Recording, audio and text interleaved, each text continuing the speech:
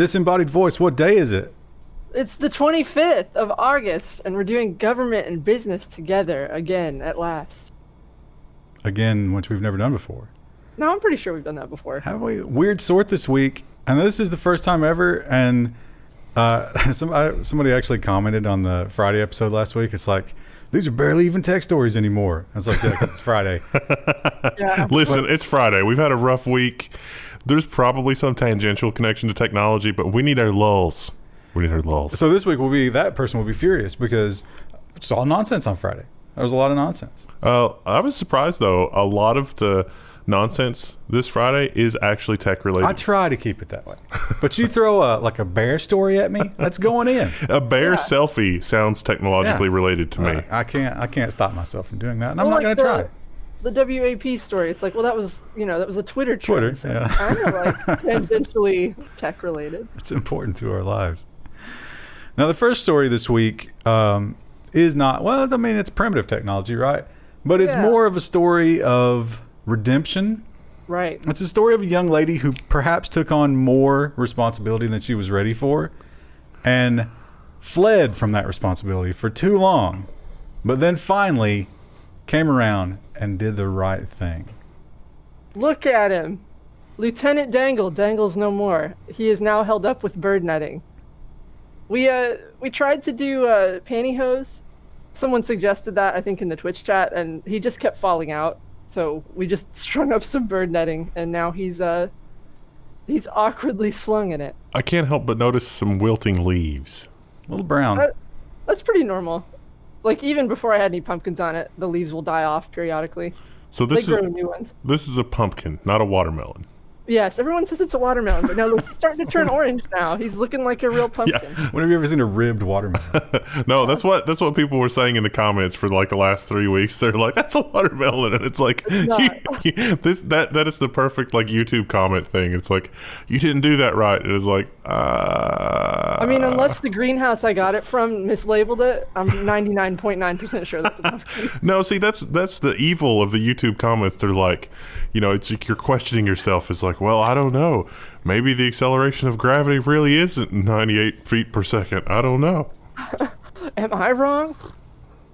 Just constantly being gaslit. But he's not dangling anymore. He's I meant good. 9.8 meters per second. Sorry. Oh, they've already typed. They've already typed. So you do have to sort of get into a space where you learn to filter out the evil from comments from social media. I don't know if it's as evil so much just wow. It's like, imagine half the people, how dumb the average person is, and the other half are dumber than that. It's human nature, and that is in turn evil, I believe. My favorite one, and I know I've said this more than once, but it's every time I see it, it just shocks me. And then I see it over and over and over, is someone will ask a question about a product on Amazon, and someone will reply with, "No, I don't know."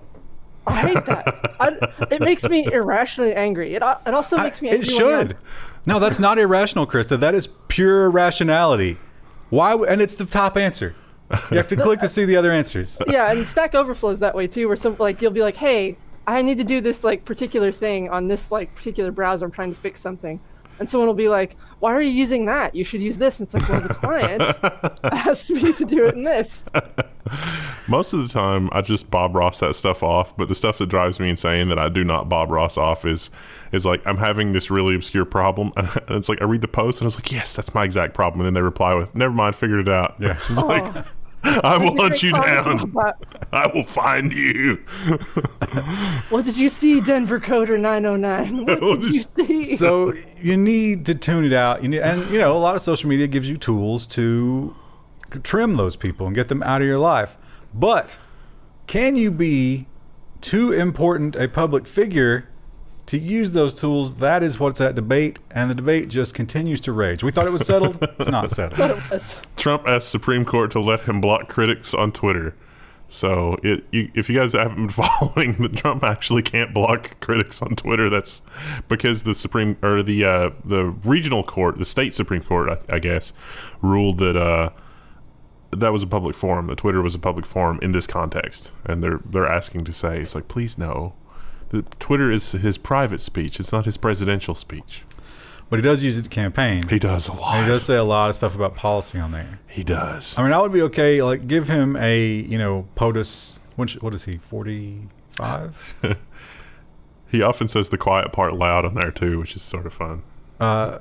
Give him a POTUS, whatever number he is, and let that be President Twitter, and then let Donald Trump be Donald Trump Twitter. I don't think he could master switching. He wouldn't do that because he's he wants that big number. So I don't know. He definitely is trying to play both sides there. If you want to be private, be private. Donald Trump is the antithesis of a private figure. And he loves to fight. We know that. And, I understand that, it's not really a one-on-one fight on Twitter. It's the multitudes of never-Trumpers, biting at his heels constantly. It's the worst social media platform in the history of social media platforms. But he doesn't shy away from controversy, and certainly not when it comes to the Chinese trade war, which again has escalated. TikTok confirms it will sue the Trump administration. The company says the president's executive order deprived it of due process. And this is this is not really TikTok. This is their American employees. I mean, I guess it is technically TikTok, but the company is, they're saying that, it was so sudden and there was no court case. Yeah. Like, hey, executive order is not the way to do this. Okay, if you, let us give a chance to, respond to this and show you our side of the story, but no, it was just the stroke of a pen. Is it really trade war, or did we catch them doing something so egregiously wrong? Because did we catch them? Well, I mean, the stuff that has been volunteered so far really isn't any worse than Cambridge Analytica. Yeah. So, I mean, either it's okay for everyone or it's not okay for everyone. Last week we heard that Microsoft might be in the running to snap up old TikTok, and I think ByteDance is pretty happy to be rid of them at this point because of the controversy. But as is the case pretty often in our current administration, the good old boy network, the behind-the-scenes handshakes. If you don't know, Trump, good friends with the CEO of Oracle, which makes this somewhat unsurprising. Trump has expressed support for Oracle to buy TikTok. The Oracle founder, Larry Ellison, is a Trump supporter and hosted a fundraiser for the president. He's also had a number of dinners, et cetera, et cetera. I mean, I think even Trump's had dinner with Jeff Bezos. So, I mean, yeah, but I think Amazon buying TikTok. I think he's more chummy with the Oracle people. I don't think he was against the Microsoft thing, but once Oracle threw their hat in the ring, he was like, yes, we'll do that. Larry Ellison is so devious, though. As opposed to which one of them? As opposed to which billionaire? Yeah. And remember the Open Technology Fund. Oh, we've reported on this a few times. There's a lot of controversy, and it has to do with the Trump administration wanting to sort of supplant them with their own open, not the same kind of thing, but to get the same funding. They try to replace executives, which is not actually technically allowed. Like, the whole appointees thing, that's not allowed in their charter. And they even went so far as to try to, just get them kicked out of the building the Chinese way. And none of that worked, so they've tried a new tactic. Open Technology Fund has sued the administration for $20 million in missing funds. So the Open Technology Fund, in order to operate and maintain its charter, it needs funding, and that funding has already been apportioned, but it has not been forwarded from the U.S. Agency for Global Media. So, yeah. They're trying to do that. According to the Open Technology Fund people, this is an attempt to do an end run around the thing so that they can say they're in violation of their charter, and then they can have a new board and all that kind of stuff. But it's like the reason they would be in violation is because they haven't been funded. So it seems really dirty and underhanded. One of their big responsibilities is supposed to be helping democracy in oppressed parts of the world through media and technology. And think like a tour, like a hello Uyghur Muslim, have some tour. Yeah, so they're like, listen, Hong Kong and now Belarus, we've never been more ready, except now we have no money. Yeah, the bat signal is blazing in the night sky, and we have no fuel for the Batmobile. Also, this is a great image.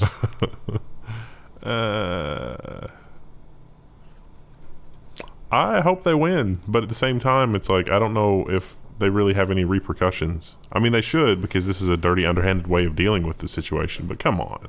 Well, I mean, assuming Trump doesn't win the election, wouldn't it just all fall apart again? Yeah, you got to wonder, if you're China and the escalating trade war, and it's just like, I don't know, I guess we don't respond to this until after the election because this is insane. You think Biden will be in their pocket? I think Biden will respond in very much different ways. Like letting them do what they want? Yeah. Like Google? It's like, well, listen, they can oppress their own citizenry. We just need daily reports on what it is exactly that they're doing. And also, they need to make our laptops. So the big Uber Lyft showdown was supposed to happen this past week. It didn't. Everybody was waiting. Everybody was ready to see who blinks first, and nobody had to blink. Last minute California ruling means that Uber and Lyft won't have to shut down on this past Friday. So they got to stay, basically. So they don't have to comply with the ruling until there's some more court cases. I think we've got a story coming up later about how they're looking at franchising as a possible model for dealing with this. Section. But they can't implement that quickly. So it's not over. We'll see more of that. A franchised Uber operation. That just seems... You mean a cab company, basically? Yeah. Yeah. Well, and it's not like probably people are taking a ton of these right now anyway. Yeah, well, certainly. No one is doing much of anything these days, and that is hurting municipalities. Because if they can't nickel and dime you with those taxes and citations and stuff like that, it really hurts their income. And so, like any good government, when they get in a pinch, they start eyeballing the big corporations. And they say, how can we extract money from those piggy banks? And sometimes they'll take some logical leaps to get there. City sues Netflix, Hulu, Disney Plus, claim that they owe cable franchise fees. Cities demand 5% of revenue, claim online video uses public rights of way. This article goes on to explain how this is just utterly insane. And it takes about 20 paragraphs for them to do so, because the law and the language and the terminology, none of it supports any of these conclusions by the city in their filings. So we'll see how this plays out. The other big problem here is cord cutting. We think about cord cutting hurting the cable companies, but all those taxes and fees are also getting cut. When you cut the cord, you're striking 2 strikes for freedom. Nobody tell them about influencers. It's like, oh man, we need to tax influencers 5%. Sure, that's coming. So we had the big, in 2019, we had the big debate about the JEDI contract. Who was going to get that juicy, evil government contract? And it seemed like Amazon had it in the bag, but perhaps because someone wasn't a fan of Bezos and his newspaper, it went to Microsoft, which blew everybody's mind. And obviously gave Microsoft a shot in the arm as far as confidence, because they're I've had better experiences with Azure than I have AWS. Well, maybe the despotic governments of the world will as well. Microsoft plans cloud contract push with foreign governments after a $10 billion JEDI win. This is from CNBC. So Microsoft here is basically just saying, hey, we think we've got what it takes for our cloud to be able to offer these same services to foreign governments, but in a way that foreign governments can feel good about. We can deploy Azure to their local regions. We can set up whatever security policies. These are large enough contracts. We can even give those governmental entities their own infrastructure, so they're not even sharing infrastructure with the unwashed masses at large. And they've got that institutional knowledge. It's like, hey, this is how the U.S. government oppresses its people. This is the best way to... I mean... Okay. They don't even realize they've been suppressed. Maybe second to China. But they're out in the open with it. You can't really convince. That's apples and oranges. So. Yeah, so which is better in that scenario? Like, wouldn't it be better that the people don't realize they're being oppressed? Well, we've debated that a lot. But then, if you put it down on the line and you're like, would you rather live in the U.S. or live in China? I'm taking the U.S. Yeah. Yeah. Yeah, at least you can kind of fly under the radar here to some extent. Well, if you have a large enough plot of land and you're enough out of the way of everybody, yeah. I think if you, I lost my game of chicken with the census. Oh, did they finally catch you? They showed up, dodged them twice, but they kept leaving me that little paper, and I was like, all right, I'll do it. I did it online. I didn't actually speak to a person, but they made it clear that they were not going to stop. So I just gave them a fake phone number. I'm pretty sure that's a felony, but No criminal tip. Don't put a fake number on your sentences. So is protesting in Tennessee now, apparently. But here's a fun story that I don't know. It's not all that surprising. I'm not sure why it had to be a headline, but it's interesting because it shows that Apple has been chummy with the government since way back when. Ex-Apple engineer says the U.S. government may have built a top-secret Geiger counter out of an iPod. So, turns out iPods were easy to use as a counterintelligence device. Somebody would pick it up and be like, oh, that's an iPod. And they would, play songs on it or whatever. But no, it was like, hey, Apple, will you help us put even more stuff inside the iPod? There's not a lot of room inside an iPod. And if you're a foreign government and you know that an iPod is a sophisticated piece of electronics, there's not really much room in there. So yeah, it's like, wow, this is we were able to pull this off and find enough room to fit a Geiger counter inside an iPod. Why did they pick a picture of Janet Jackson on here? Why not? Does she have a song that relates to Geiger counters? Did she even have music in 2005? She was before 2005, right? Oh, you're a time traveler. You've given yourself away. This music hasn't been invented yet. Could it be the editor just picked a random photo? I don't think so. I think there's a reason for that. Maybe she was involved.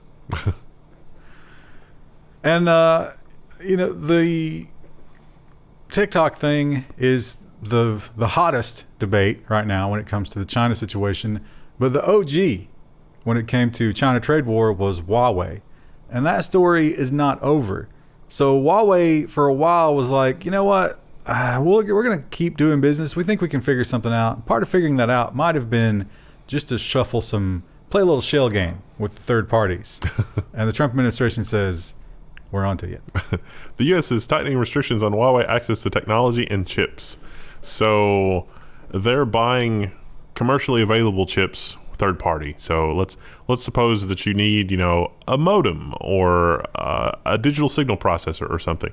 You can just go down to the local electronics emporium and just buy it in bulk. You don't necessarily, you just show up, you got a credit card, you pay, just like buying groceries. They don't care. Well, when you're buying in this kind of bulk, it's sort of easy to figure out, and you can also buy the products after the fact, take them apart and be like, hey, wait, where did you sell this? Here's the serial number of this chip. Who did you sell that to? Okay, you can't sell to them anymore. So it seems like the doors are closing faster than Huawei is able to create third-party shell companies. Now, Krista, time and time again, you've taken a stand against the people of Hong Kong. Right. And by continuing to play Overwatch. I don't know why. But will you now pledge to use Notepad++ in solidarity with them? I already use Notepad++, so that's not a big ask. Finally. Text editor Notepad++ banned in China after Stand with Hong Kong update. This seems just really petty on the part of the Chinese government. They point out that they're not even blocking the download. Just the page that says Stand with Hong Kong. Notepad++ is in the past also supported the Uyghur people. They've poked the Chinese bear a number of times. Several occasions, but... Do you get the feeling that in Hong Kong that it literally is like, we have always been part of mainland China? And it's like, what about the British? The who? Yeah, there is no war in Ba Sing Se. Yeah. And people are like, no, but that can't be true. Point to someone who says otherwise. And then you point and they just poof. Yeah, they literally just disappear. They're making laptops somewhere. Well, that's the best scenario for them. And while we may be, not great friends with China at this point, you know who really isn't good friends with China? Taiwan. And they have the same kind of seemingly petty things that they do to one another, but probably does mean a lot in terms of the Hearts and Minds campaigns. Taiwan to stop local sales for Chinese TV streaming services, but they're not going to block them. So there are Netflix-like services available in Taiwan. You can walk into a shop and say, hey, I'd like to sign up for this Netflix-type service. Taiwan is just saying, we're not going to allow in-person signups for this or in-person shops to sell this. You can still do it online, but we're not going to do this locally. They're worried about propaganda, according to the article, according to Reuters. It's funny because China's response to that was like, It's ridiculous that they're like this. This is just entertainment, and we want to serve our customers no matter where they are. This is silly. But then they follow up and make it clear that the Chinese government has banned anything produced in Taiwan from showing the mainland a long time ago. I love how they do that. Like, they know it's hypocritical. They just don't care.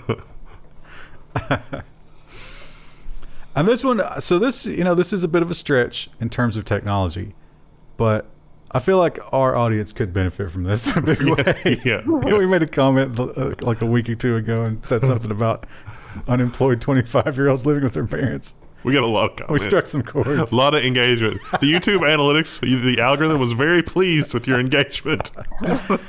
So, hey, this is a ray of hope for you guys. Germany is beginning a universal basic income trial with people getting $1,400 a month for 3 years. Guaranteed. You can continue working. You can stop working. They don't care. The only thing they ask is that you check in with them often and you complete questionnaires. You call them up every day. It's like, yeah, I'm going to be sitting on the couch. I'm in season 3 of Westworld.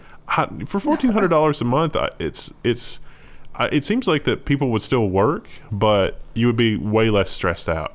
Yes. Now I imagine, of course, if that's the only income you get, you're not paying taxes anyway. Yeah. But would that be taxed as income if I'm working? I think that would not be taxed as income, but if you're $1,400 into the next tax bracket, then yeah. That's what I'm saying. So there's going to be portions of the population where lose money on the net with our tax system if this happens. Well, it's still a safety net though, because if something happens to you and you get sick or whatever, you still are going to have that. So Germany, don't they have socialized medicine, so it's not really as big of a concern anyway? Yeah, I guess that's true. How quickly are the rent-to-own places going to develop the $1,400 package? I think I don't know. In Germany, I don't know. Well, no, I'm saying if that happened here. Oh, yeah. Here, I feel like everything would inflate rapidly. Like, rent would go up, food would go up, everything would just adjust to that new price. Which I don't know enough about, like, the economics of it all, but, like, has anyone ever addressed the inflation issue with universal income? Krista. Maybe, I've tried to find it, but maybe I just am ignorant and don't know where it is. But. Yeah, you know how you address the inflation issue? You change the way you measure inflation, which we've done several times. Yeah. Same way with our economy, as it turns out. Stock market's doing great. Well, that's maybe a conversation. Maybe that's an engagement challenge. But it seems like in the economy that we're in now, even the people that would be at the Rent-A-Center, perhaps making irresponsible financial decisions, are much less likely to do it in the current situation that we find ourselves in. And yet, the ability of billionaires to capture all of the liquidity in the economy seems to be at an unprecedented level. The other question is, how do you pay for it? The money in Germany. How are we paying for anything? The money in Germany, it was only 120 people, and somebody just donated it. Yeah. So on a universal scale, the U in universal basic income, that doesn't work. So, we'll see. It doesn't work. It probably doesn't work to the $1,400 level. If you take the money that's going into all of our other social programs and the bureaucratic nonsense that it takes to run them, then there is some room for some level of universal basic income spending the same amount of money. But you would create bureaucracy to dole it out. Yeah. They pointed out they did it in Finland, and they did not see any increase in people's aptitude toward work or inclination to work. Like, giving them free money. The ones that didn't work before continued not to work. The ones that worked before continued to work. It didn't change anything. Did it improve their quality of life though? Was that I'm sure it was measured, but I don't know if they didn't mention that. I'm sure probably. How could it not? Right? Yeah. If you go to the Rent-A-Center. Well, but you're enjoying that, broken down recliner and TV. Didn't Dorsey fund his own experiment with this as well? They were going to. I don't know how that's going so far. I think it's only been for a few months. We have programs here in the U.S. Now, this is crazy. You look this up. I don't remember the name of it. We have programs where we identify violent gang members who are out of jail but have been in jail. And then we go to them and we're like, listen, we're going to give you a monthly income. Just don't kill anybody. Can you do that? And they're like, okay, yeah, I'll do that. And then we give them money. Which creates an incentive to kill people. For other people to kill people? Yeah. I killed that guy. Can I have his money? It's just like... It's like when you destroy someone, you gain their power. Yeah. Hey, that would reduce the number of gang members, wouldn't it? We've accidentally created an economic Highlander. That's not good. Yeah, so... I mentioned Belarus before. They are having their own little episode over there. We did have somebody in the comments of the episode where we talked about that who kind of explained it to us. I'm a little bit ashamed to admit I've forgotten already. But I think, it's all about the election. Someone was elected and the people are saying, hey... Elected was in quotation marks there. We talked amongst ourselves. He's apparently like an old school dictator who just keeps messing with the election and people are finally sick. The guy who was supposed to certify the election was found dead. Did he have some of that tea? Yeah. So, and everything is shut down. They turned off the internet. I think it is back now, but maybe heavily censored. So how do you organize? Well, the answer comes from modern social media, of course. It's a Telegram revolution. Messaging app proves critical to Belarus protests. So this article talks about how every morning there's like a laundry list of stuff you need to do, and it's like, here's the overall plan, here's your little piece of the plan, let's do this. And because Telegram is end-to-end encrypted and the groups are apparently not infiltrated by any kind of intelligence service or anything like that, they've been able to stay fairly well organized and fairly well ahead of the authority that's kidnapping and or murdering people, allegedly. I think they're definitely infiltrated. So there's 3 big channels. I don't understand how Telegram works exactly. Do you? I guess you if you join a channel, you get all their messages in like a one-way thing. Yeah. And the Signal's probably safer. 3 big ones, and their subscribers have just exploded during all of this. And so they contacted the government, and they were like, are you aware of this? And it's like, yes, we are currently finding out who those 3 people are. Apple. Let's do a quick Apple block. Now, of course, we know Apple and their 30% rate on the App Store that's the story of the month. It's a nerd fight between Tim Sweeney at Epic and Tim Cook at the Battle of the Tims. Oh, but player 3 has entered. Actually, this is like player 5 or 6, right? Yeah. Because 862. But the big names. Who else was it last week? What other company was? I mean, obviously. They've already had arguments with Netflix and Amazon. Amazon, yes. I can't remember. We have a story about Amazon. But a lot of people are angry, and the mail. You talking about the mail application? Hey. No, I'm thinking it was Blue Mail. Oh, okay. But anyway, a lot of people, a lot of companies angry at Apple. Add one more to the pile. WordPress founder claims that Apple cut off updates to his completely free app because it wants 30%. So the app, there's the WordPress app where you can get 3 gigabytes of free space to start your own website, and it was a subdomain of WordPress.com. And there wasn't anything you could buy through the application. There's stuff you could buy through the website, but there wasn't anything you could buy through the application. It was just point and click, let's create a WordPress site. Pretty innocuous. And apparently this nonsense Apple's been doing for a really long time, but they didn't really get any PR because, who cares about creating a 3 gigabyte website on WordPress? But a ton of other small companies and small developers like that, WordPress is not small, but a lot of other developers, well, they're small compared to Epic, I guess, but a lot of other developers are coming through and saying, yeah, hey, Apple was shaking us down too. And Apple literally, so Epic was like, or WordPress was like, look, we don't sell anything. You're asking us to add transactions to this application to make you happy. It's free. Everything is free. You're asking us to add a cost to it, to our customers. And Apple was like, yes. Well, listen, Apple's only worth like $1 trillion. $2 trillion, Krista. Krista, they're worth $2 trillion. Their market cap is $2 trillion, yeah. And they should be worth 3. What was it?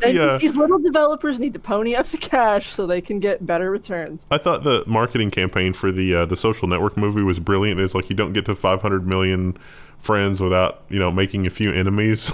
It's just like, that's what I kept saying, and he's like, you don't get to $2 trillion without trotting on the backs of the little people. So unfortunately, WordPress, the spineless cowards that they are, have already capitulated. They're going to do it. They were just like, okay, I guess, whatever. Sad. Oops. But you know who's not capitulating? It's Epic Games. And so the big story is, Epic said put the thing in the app. Apple shut them down. Epic has been retaliating in many petulant ways since then. It's going to go to court. But one interesting thing has come out in the court case discovery. The Battle of the Thames. Apple fires back in court and says that Epic Games CEO asked for special treatment. Oh my goodness. So Apple is saying that Epic is acting in bad faith because Apple would not give them special treatment, and Apple never engages in special treatment. The platform rules are the same. Everybody must obey the same rules. So they're saying he was asking for a side letter that would create a special deal for only Epic that would fundamentally change the way Epic offers apps on the platform. Basically, they wanted Fortnite and the Epic Store and all that to have their own app store. So like you're not allowed to have a store within a store, but they wanted special excuse to have that on the iOS. And Apple said no, and then everything went to hell. So we'll see. Epic in the meantime, as I said, have been doing a lot of childish things that are hilarious. And you got to give it up when it comes to the PR campaign. I think they're winning, especially among the young people. Yeah, Epic to host a free Fortnite tournament with anti-Apple prizes. Now, this hasn't happened at the time we're recording this. Unless you're on Patreon, by the time you're watching this probably will have already happened. It's going to be tonight. Ooh. You can win. Now get ready. Or float plane. Not only are you going to get... So they're giving away gaming hardware from every company that sells it except for Apple, which is great. And if you win this... Actually, you might not have to win it, but if you are, I guess get a good position or whatever, you get this sweet exclusive skin. The Apple suit person. Interesting. This is amazing. How many players does Fortnite still have? Is that still the... Yes, it's still It's still very enormous. popular. Yeah. Yeah. Wow. Well, the application has not been turned off. You just can't download it for new devices. And to add insanity to insanity, there are iPhones that still have Fortnite loaded on them that are being sold on eBay for over $10,000. Oh my God. Yeah. It's popular not even like with just kids though. Like I know people who are my age who don't play any other video games, but they play Fortnite like religiously on their phones. There's going to be an iOS update that nukes that, and people Yeah. are going to lose Yeah. their mind. Probably it's going to happen when their developer certificates are revoked.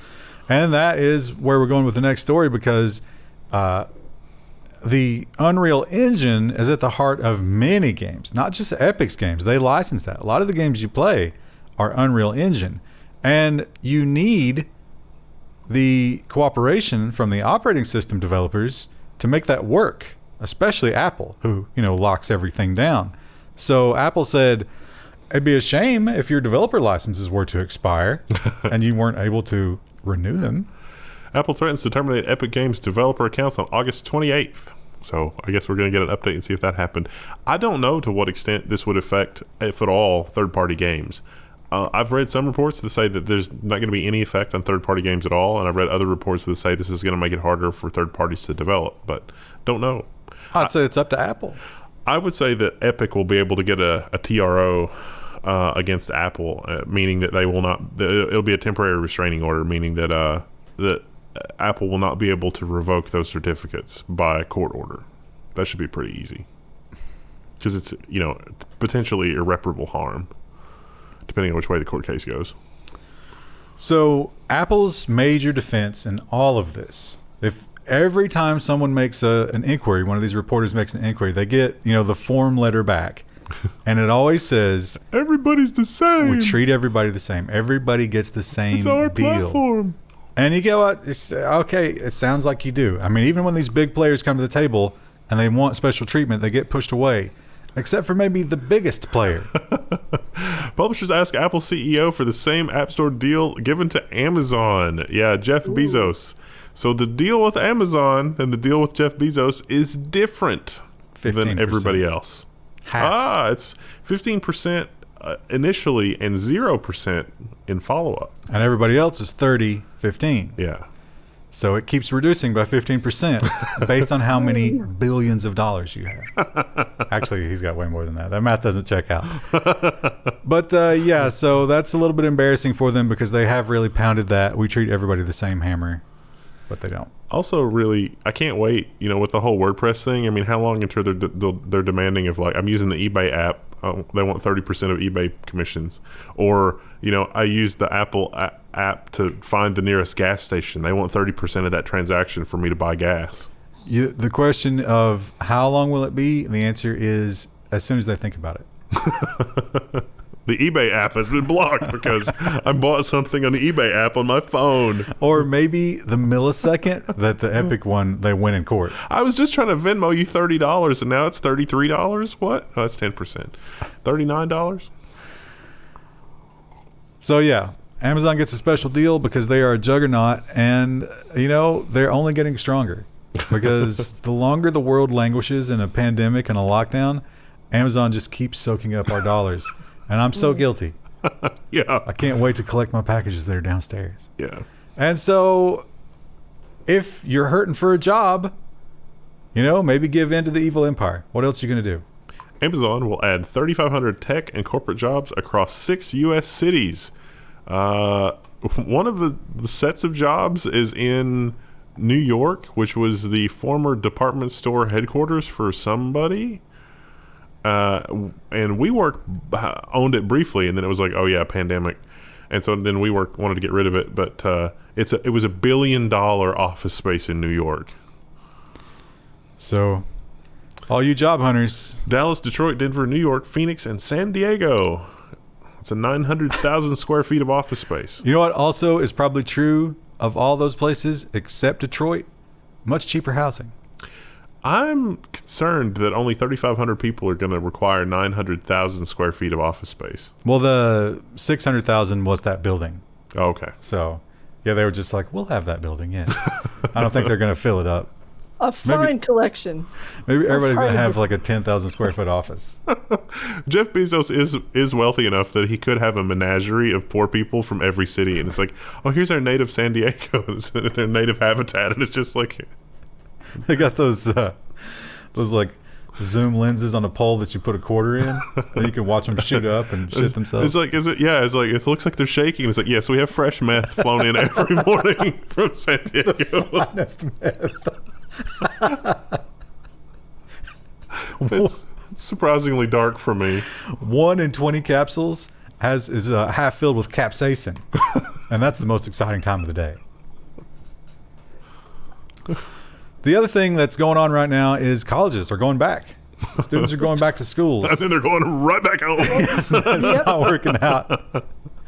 And a lot of them are saying, okay, we're going to do all online, but we've already got your money, and it's the same price if it's all online. And people are like, what? How can that be? I mean, part of what we're paying for is the grounds and the buildings and the beautiful, rich experience of college, binge drinking and unprotected sex. We don't get any of that when you're charging us the same amount of money. People are upset. And so one tech company saw that and said, yes, how can we not only make money from this, but build our empire from the ground up? Google has a plan to disrupt the college degree. Google's new certificate program takes only 6 months to complete and will be a fraction of the cost of college. It's like $300 a month. And it's more... This is more like a vocational program than college, but, in this economy, maybe that's not unwise.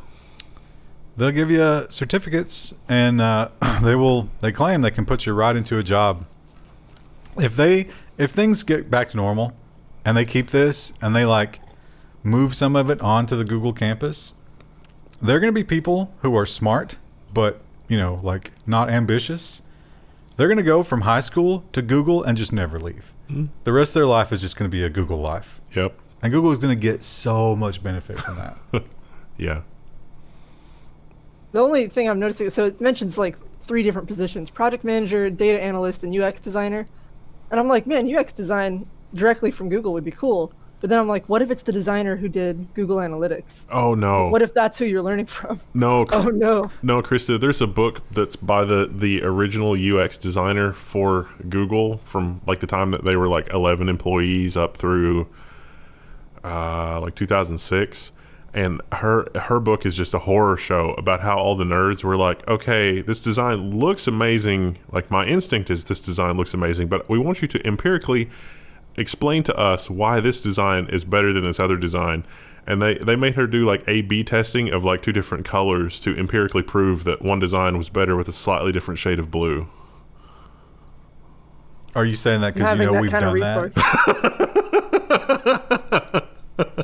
Sorry, Krista. I wouldn't mind being able to do that more often. Like, most clients don't want to pay for that, but like, like at the same time, you have to wonder, like, do you really get that much more benefit? Is it like a 0.1% benefit? No. Yeah. It's a Sisyphean task for sure. There have been plenty of times where we've looked at websites on the news and we're like, look at this trash website, and then we just go on to read the story. It doesn't matter. Yeah. It's got the information I want. Content. It does matter a little bit in that if you open more than 4 news site tabs, the browser gets weird and crashy. I noticed that more than the design. Well, that's not the UI person's fault. That's the marketing team. So Android is doing something interesting. Of course, if you hate the walled garden lockdown world of Apple, then you want to go to Android and Google's ecosystem in comparison, which is kind of like the Wild West during one of the smallpox outbreaks. You know, it's a give and take. But they're trying their best to make it a little more secure. Android 11 is taking away the camera picker to... What? Oh, wait. It's to limit potential geotag hijacking. It turns out that if you give a third-party application access to the camera, it is able to exfiltrate a ton of data from your device. Think about it. Accelerometer, because you might need the accelerometer for taking a panorama photo. Geotagging, because you might have geotagging turned on.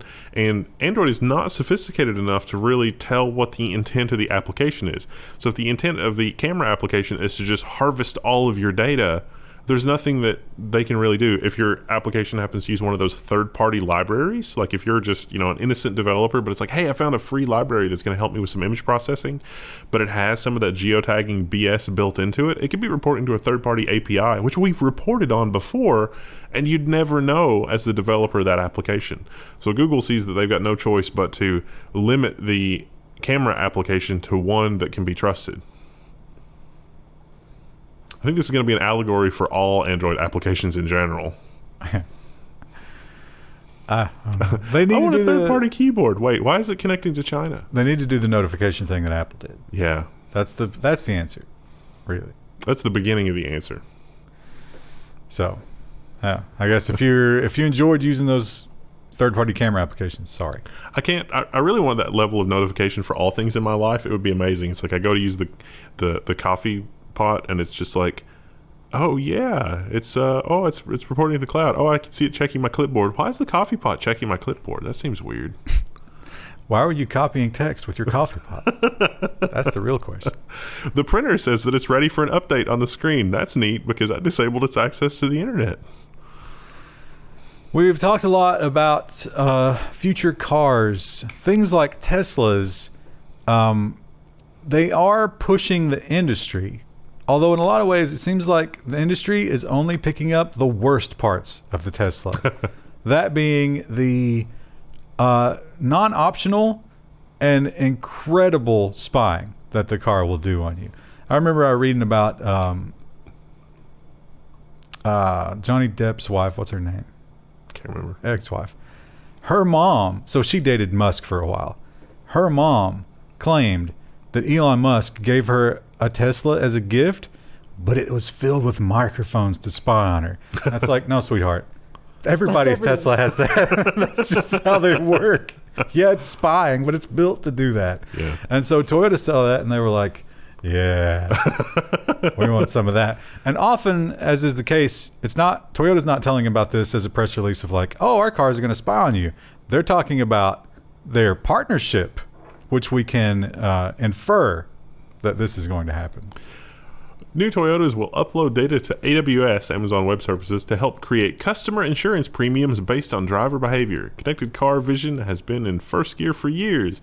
Cloud scale could jumpstart plans. This is the Register. So the Register writer sort of gets it that this is getting to be a little bit dystopian, but Toyota is basically saying, hey, what if we can send all of our telemetry on these vehicles to the cloud?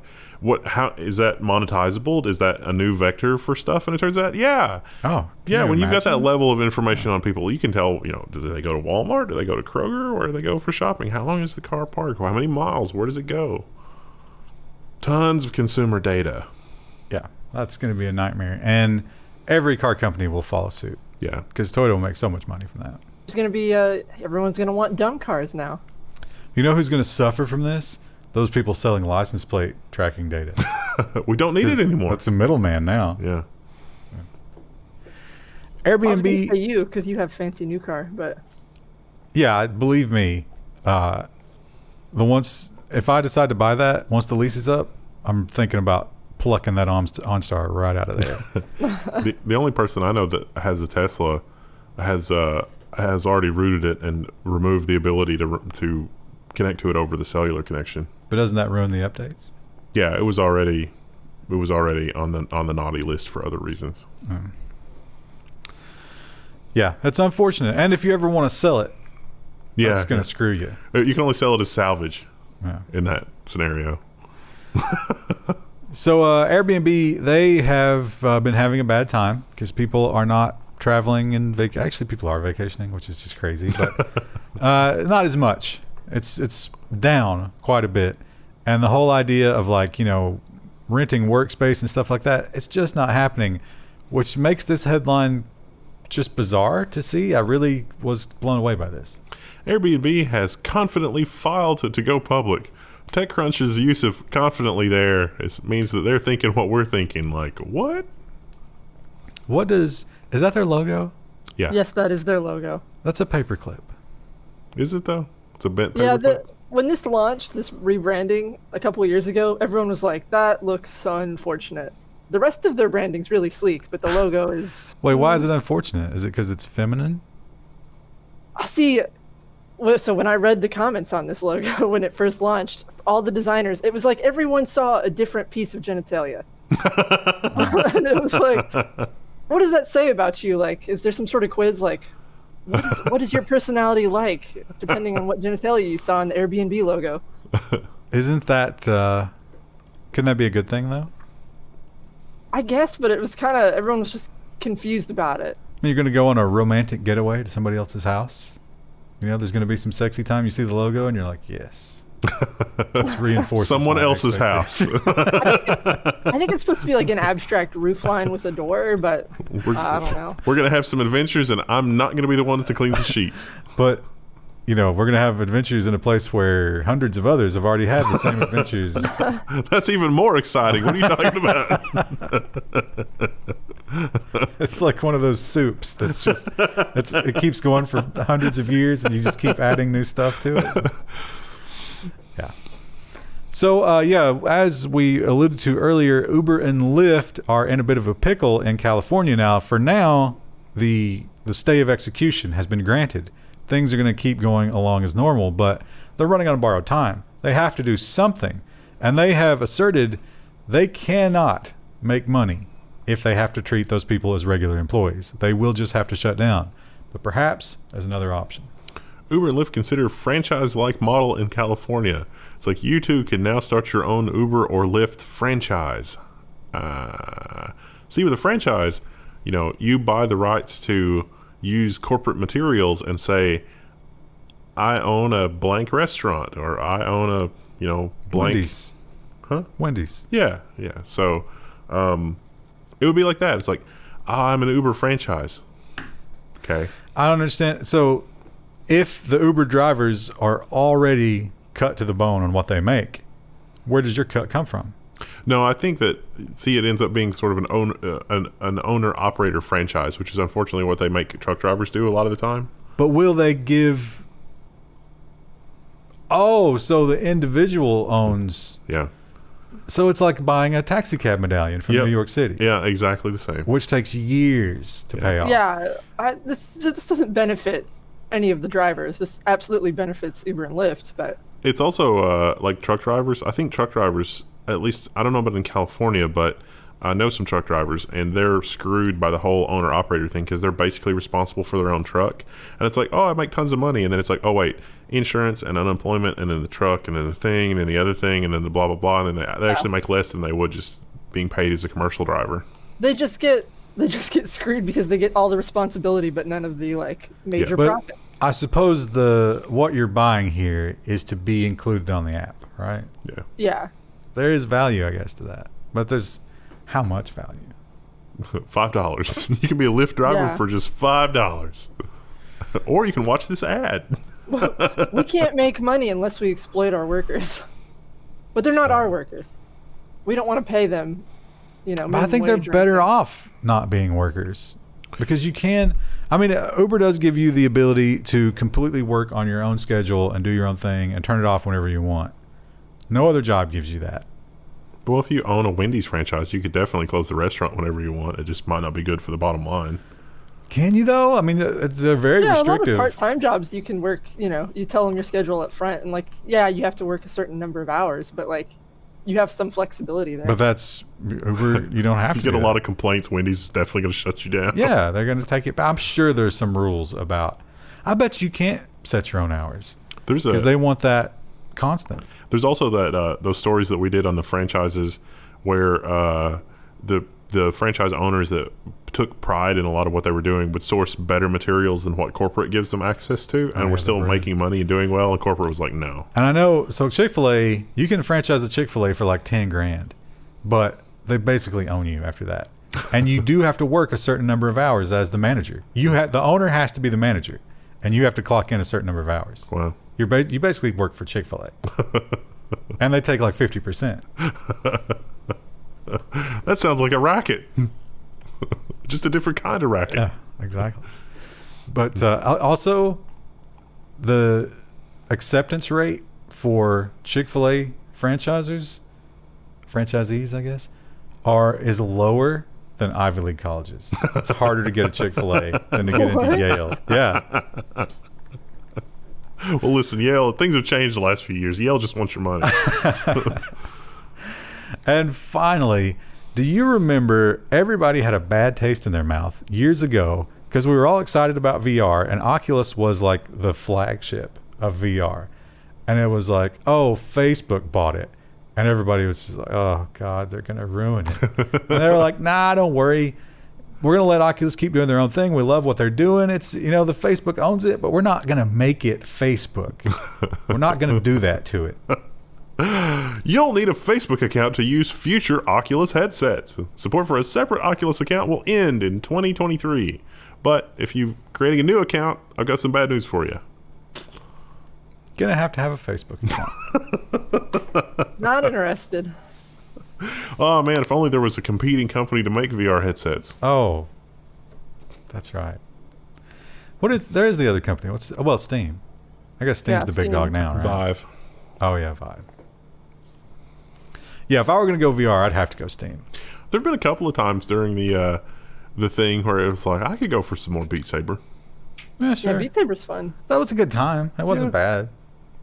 It wasn't $1,000 good. No. But yeah, put those puppies on sale. Maybe $400, maybe. I felt there's been a few that have popped up on eBay for like $300, but they look like they've been to hell and back. See, but that's used VR headset does not interest me. Because I remember the way we sweated into that. There's different levels of used, and the ones that are at my price point where it looked like they were used by that Mike Myers character on yeah, it was bad. It was really bad. This was used in the waiting room of an unair-conditioned Louisiana brothel. But it's in good shape. $300, and it's like even now, it's like it's worse now because it's like, oh, it could be a Rona headset. Well, we can fix that with some. I still have some Lysol wipes. Oh, they're just out of frame, but you can quarantine it. Just like don't open the box for however how many days. When we played on the VR headset and like we were using Lysol wipes between each of us, and now it's like, man, to just throw them away. So oh yeah, it was a simpler time. We are down to the last two cans of Lysol wipes here at the office. I managed to catch a restock at Meijer one time during all of this. But they got the lime. They only had the green ones, the lime scented ones, and their lime scent is really offensive. I don't know how they got that wrong. Must be a different formula, and they're just using Probably lime as a cover scent. It's a patent, and they're like, we can't make it exactly like theirs, so I just add some crap to it. I don't know. Tomorrow's going to be so much. Tomorrow's going to be everything else except it's going to be social and security and robot all in one episode, and then just off the rails nonsense Friday. All right. I'm looking forward to Friday because it's just going to be insane. Krista, give us a proud because she finally accepted her responsibilities. Pumpkin Mom, goodbye. Bye. Hello, today's the 26th, and we're doing social security and robots. This has become Basically a channel everything. of the American Association of Retired People because it's going to be social security news all the time. How depressing is it that you and I are closer to that than the average age of the audience, probably? Oh, Lord. We're young at Back in heart. Social security, let's be honest. Speaking of the fellow kids, the question is constantly, how do we advertise to them? You know, we don't understand their ways. They're out here doing weird stuff, and we're never going to be hip to it. But we need them to buy our products. How can we do it? And sometimes ad agencies come up with amazing ideas. Illegal ideas, but amazing ones. How do you do, fellow gamers? Burger King exploits Twitch for cheap ads. So their ad agency ran a thing that's like, we've made streamers and viewers hungry, and then Ars Technica has crossed that out and written angry.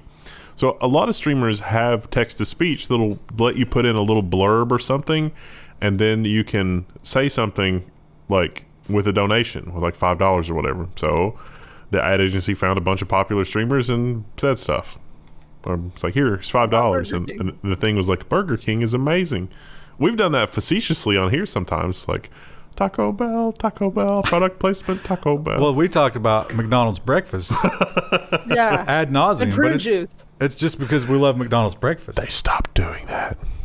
Oh, they're not doing 24 hours No, They're not anymore? doing it? no. I Well, tried to get an because egg of the biscuit. thing, Yeah, right? Oh. tried to get an egg biscuit the other day, and it was just like, nope.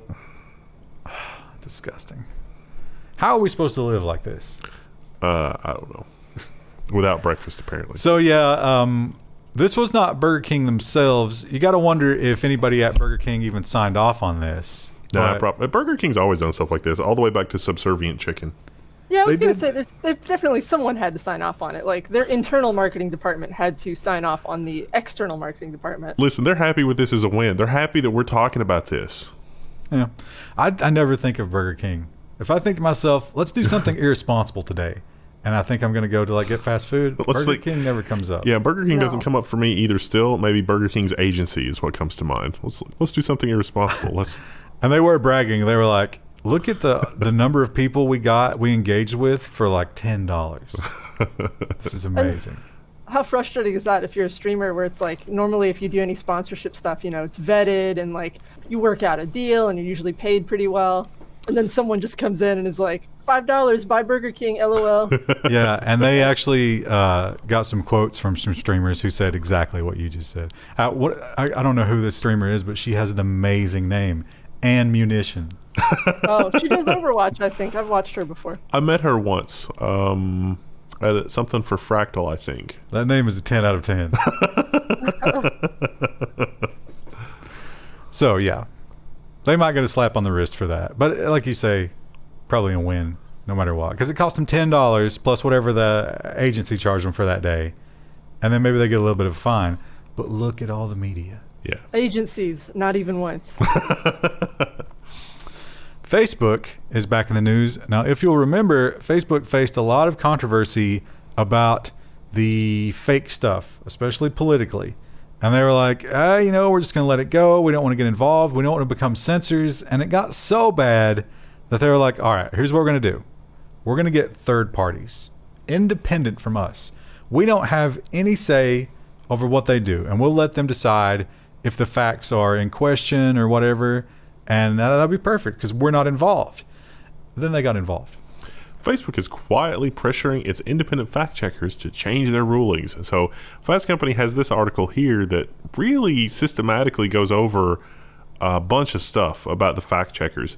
And most of the time, it seems to be that the fact checkers were fact checking op-ed pieces, but the fact checker still said, hey, this op-ed is still misleading. And there was one about abortion, for example. It's like abortion is never medically necessary. Right. And that is not a fact. Yeah. I mean, can anybody argue? Because sometimes that would save the life of one human as opposed to 2 dying. Yeah. Even if you say that abortion is going to kill a baby. It's the choice between the baby and the mother dying or just the baby dying. So I don't see how that could be a fact. Yeah. And that's what the people said. They were like, no, this is false. There's apparently a false-ish rating, and that's what they're lobbying for. And instead of like, no, this is completely false, no, this is false-ish. Degrees of truth. That's where we are, folks. It's got a truthiness rating of 4.7. Out of what? Doesn't matter. We've entered a phase where humanity is in fuzzy logic. In the worst possible way. It's never completely false or completely true. It's a spectrum between the two. This headline, so I read this headline and I was like, yep, I'm definitely putting that in the news because it's true and we need to get rid of it. But turned out to not be exactly what I was thinking. No. Unfortunately. Facebook is a quote-unquote major threat to public health, a report warns. But it's, I don't know. It's really just Facebook is a major threat to the public. Well, they're claiming it's because misinformation about the pandemic. And that's why it's a major threat, because they claim that the voices who are teaching us the wrong things are amplified so much by Facebook that we don't trust the official narrative. Now, I would argue it's the hundreds of thousands of times the official narrative has lied to us in the past that's undermining their credibility. Not so much Facebook, but that's just my take on it. Who knows? And see, now this happens. How can these people be in the news so often? Myanmar? I don't know. I thought it was Myanmar, but is it Myanmar? I wouldn't trust myself. Myanmar? Correct me. I'm going to say Myanmar. Myanmar. Myanmar cat. Myanmar. Myanmar. Anyway, they have had some turmoil in the past, and the government was involved in that. And Facebook seems to be a little bit chummy with that government, even though they promised truth again. Facebook wanted to be a force for good in Myanmar, I hope. Now it's rejecting a request to help with a genocide investigation. So, I don't know. This made it sound really egregious, and it probably is, but it seemed like Facebook had referred this to the State Department. But the State Department might be involved in the genocide that is in question. Do you think they already know that, and that's why they did that? I got to be fair to Zuckerberg. I imagine he's got a lot going on. Maybe not up to speed, as I am not, on the Myanmar genocide. So you think that with the amount of money they have, they could get one of their millions of blue-collar workers or white-collar workers and be like, just go read about that. Figure do something research. Out. I don't know. It is a tough situation to be in because it's like one of those, the official narrative is there was no genocide. What are you talking about? Well, maybe we should put in all the corporate charters as like the first duty is to, not be awful. They will change the definition of awful. Yeah. Awful is not earning a profit every quarter. Awful to who? That would be awful to the shareholders. Also, this photo, imagine picking this picture of Zuckerberg when the one of him looking over his shoulder with sunscreen on his face exists. I like this photo here because it's kind of like, what did you say to me? No, you gotta use the sunscreen photo. It's so important. It must be weird being under that microscope, I admit, but he's so bad at it. Yeah. It's just so bad at it. More human in this picture. Like he's even squinting like the sun is hurting his eyes. You mean his optical receptors are overloading? Yeah. Moving on to security. Windows. For a long time, people have lamented the fact that Windows just doesn't let you do certain things. Sometimes there's options and you may switch the little slider. Such as uninstall Candy Crush. Have you tried that? It doesn't work. So I have the Xbox game subscription, which is not the Xbox console. It's a Windows thing. But anyway, and I was installing a lot of games. I have a secondary SSD, a terabyte. That's where I put my games. And it creates a little folder like Steam does, like Steam apps. And then I reinstalled Windows.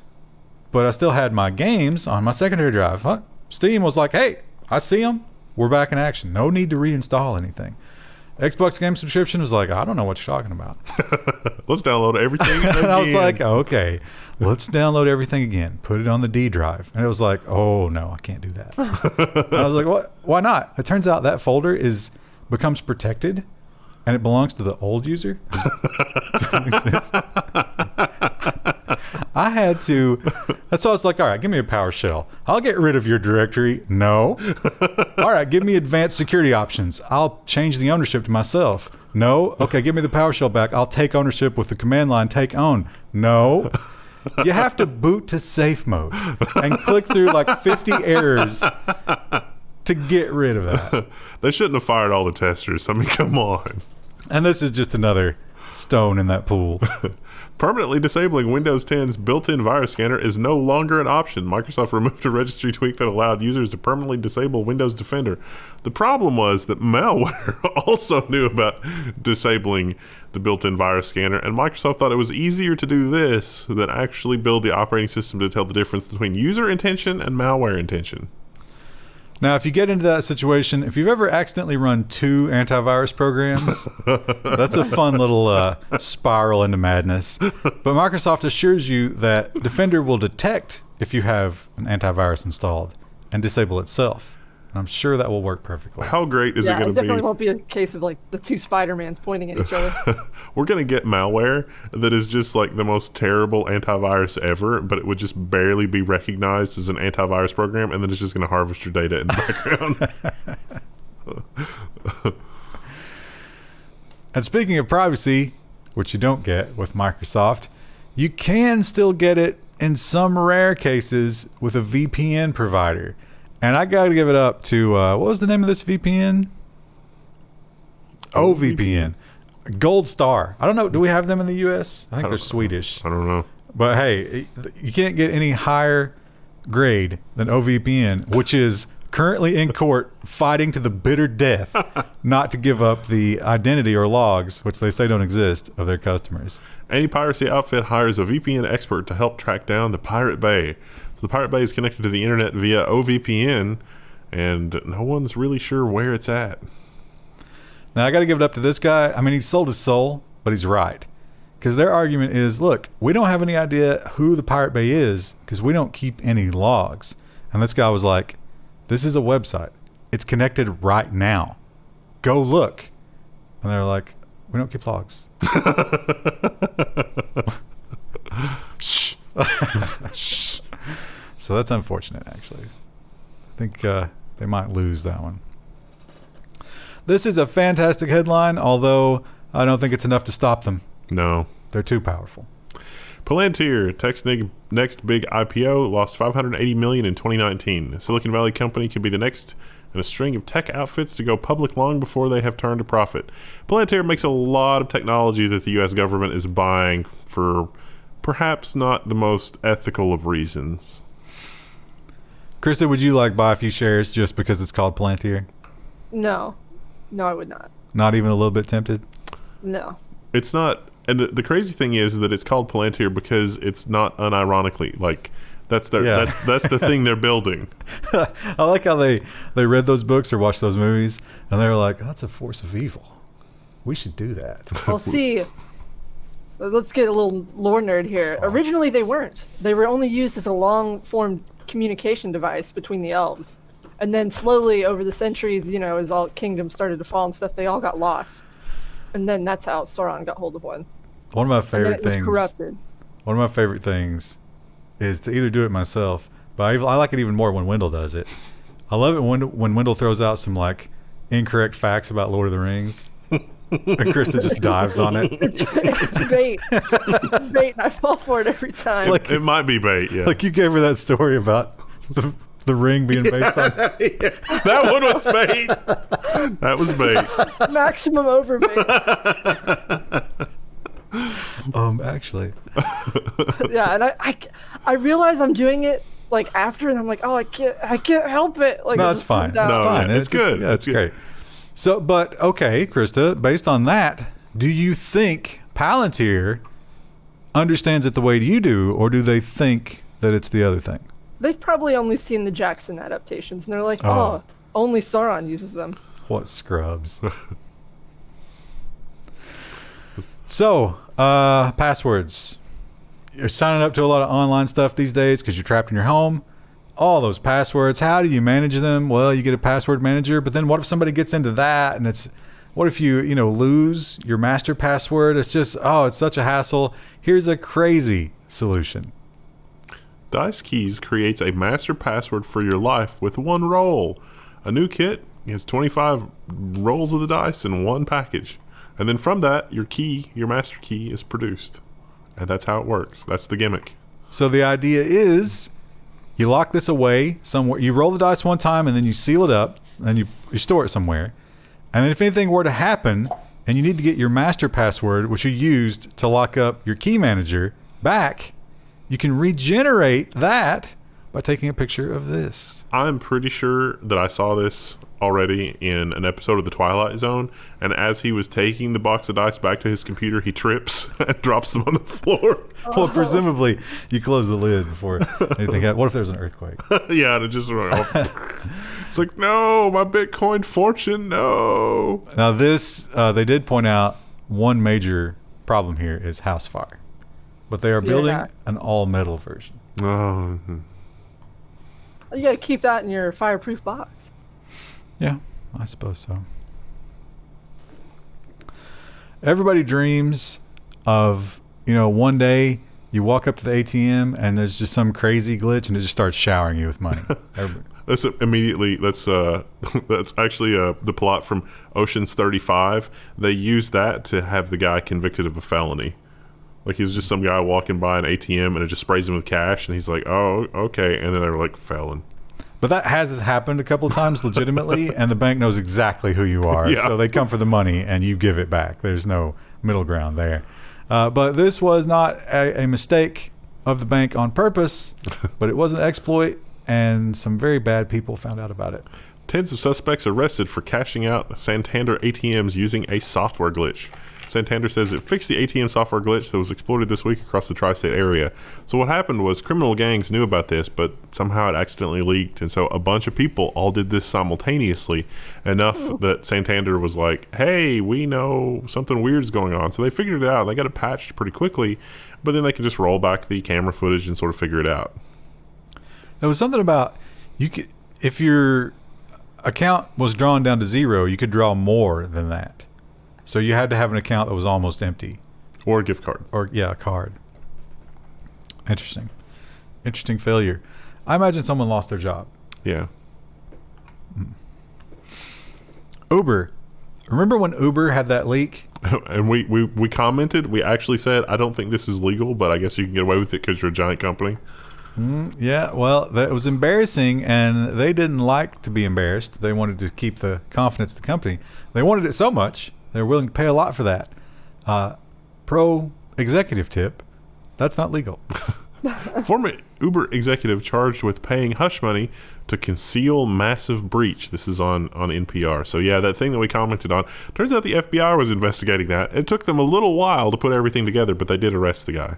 And even though the executive team, he says the executive team, and even the lawyers, like the Uber lawyers, like their legal counsel was like, yeah, it's fine, just do it. Turns out, no. You have to let the people know when their data's been breached. Crazy. It's crazy, the nanny state we live in.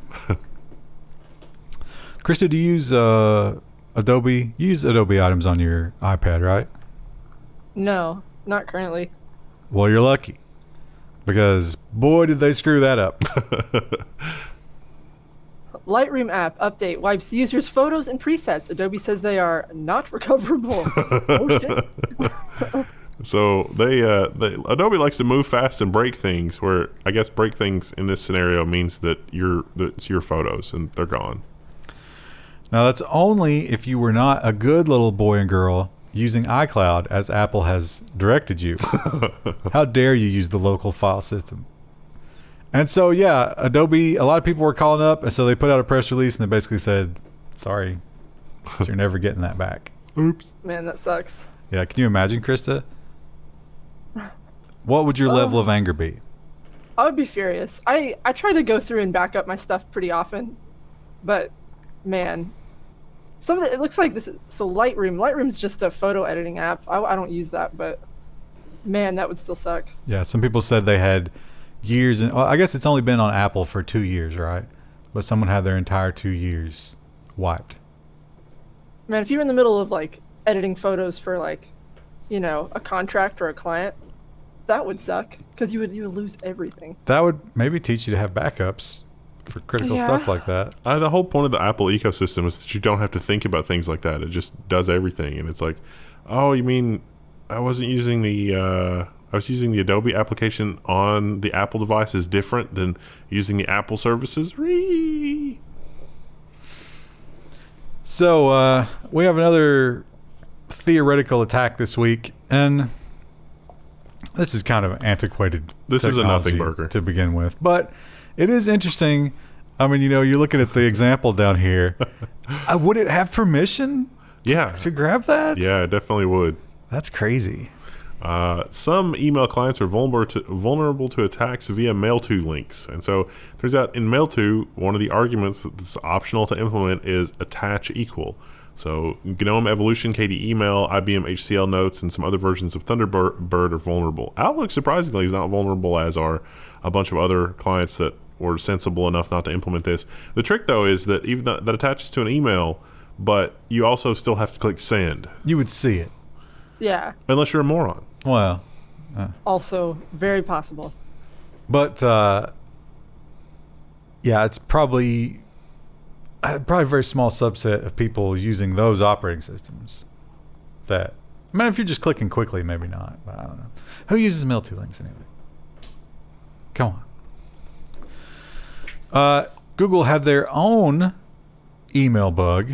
Now, this one was a little bit more opportunistic. You could, if you were a spammer or a scammer, you could totally use this for very nefarious purposes. Google fixes major Gmail bugs 7 hours after exploit details go public.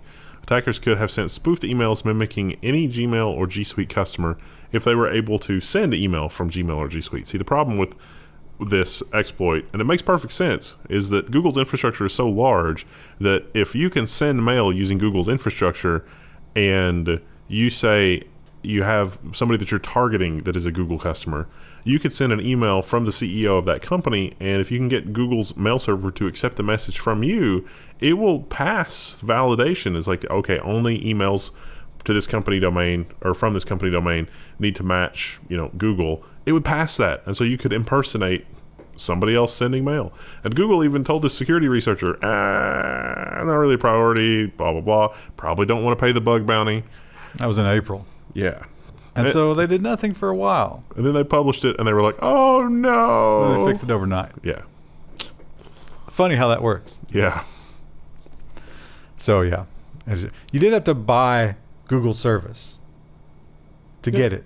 But that's not a big deal for a scammer. No. Yeah, just pick that up.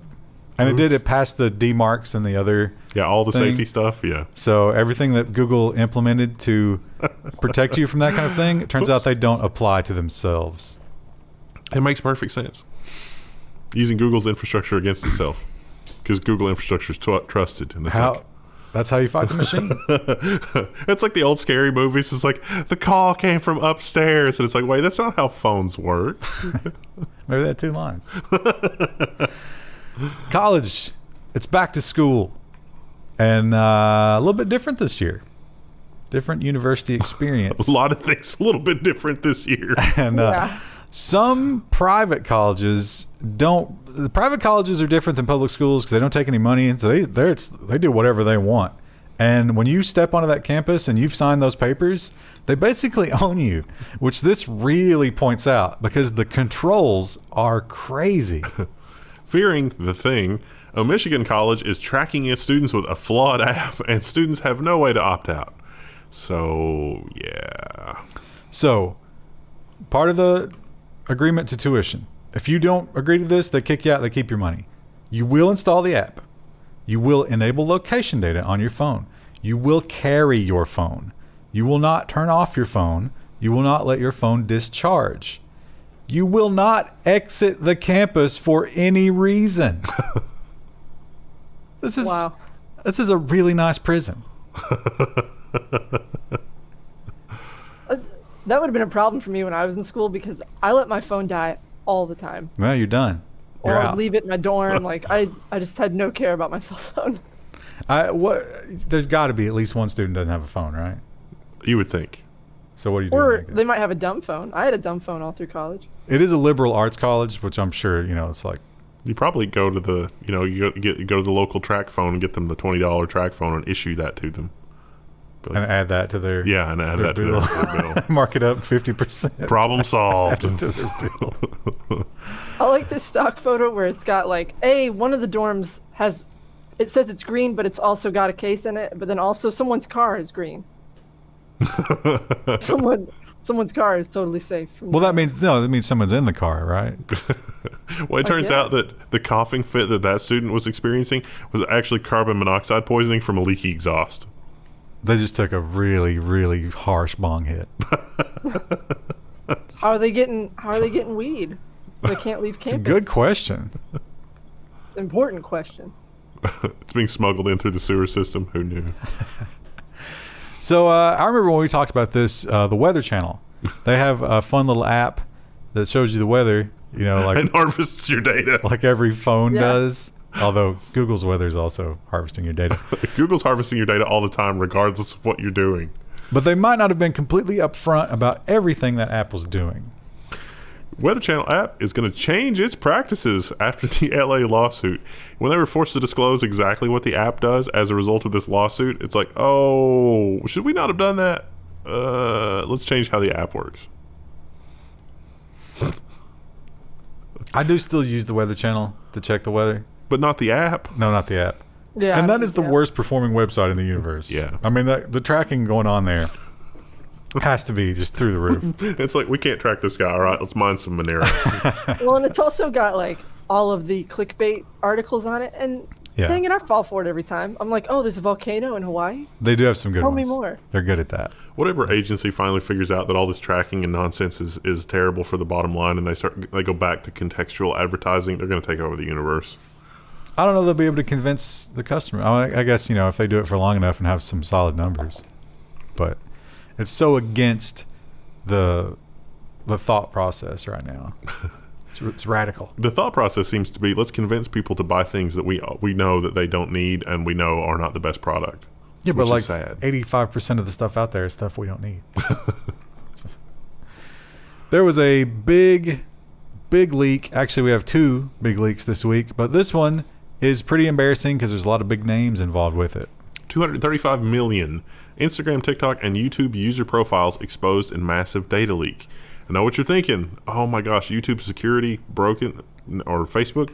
No, this data appears to have been collected by some other third-party app. This was a data harvesting operation that flew under the radar and had 235 million records.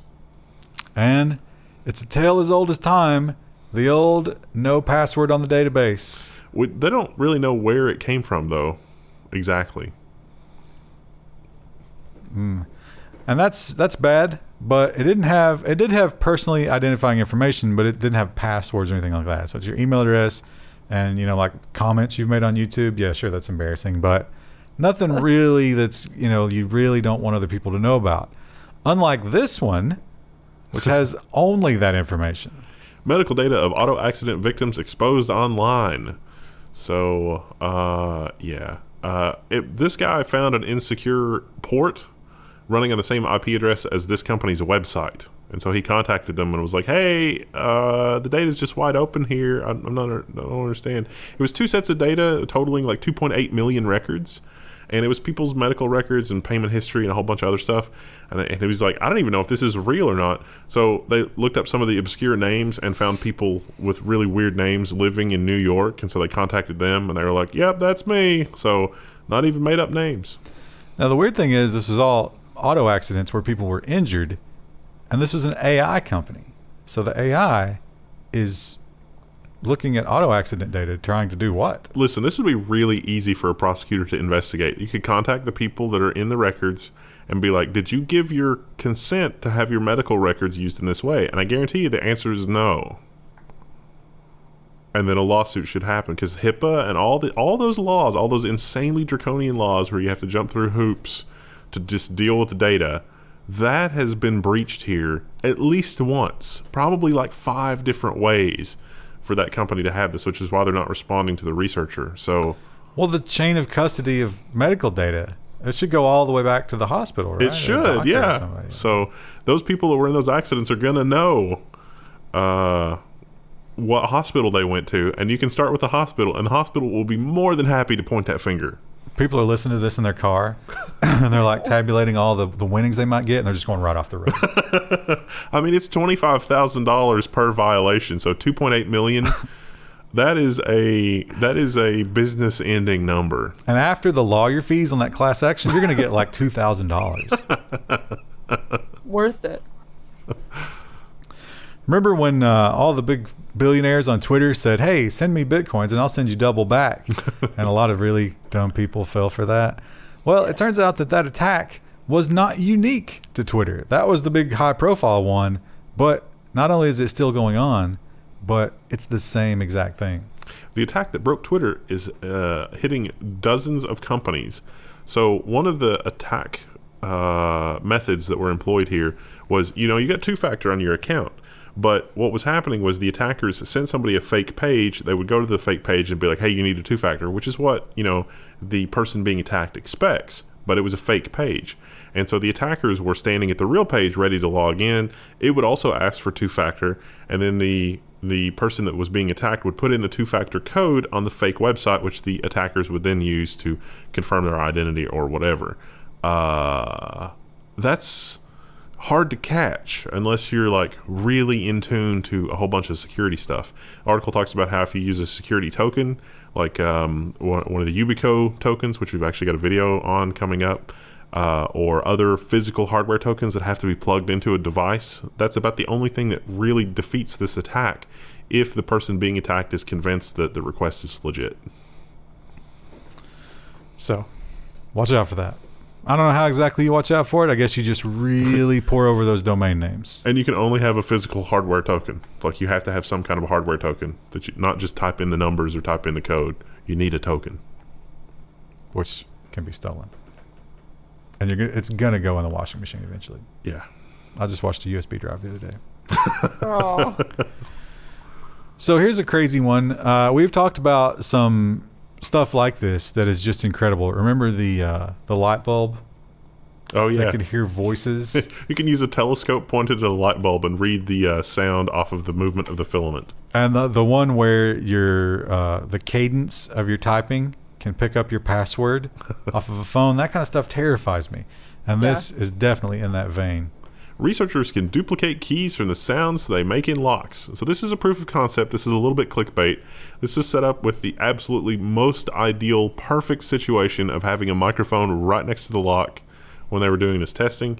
But they were able to sort of produce a dictionary of what a key sounds like when it's hitting various tumblers. And then they were able to reproduce a key from just the sounds. But that microphone could be on a smartphone. How many times have you popped a key into a lock also holding your phone in that same hand? Yeah. Hack your phone, turn the mic on, wait for a key. Now, take everything. If you're just terrified of this, there's an easy workaround.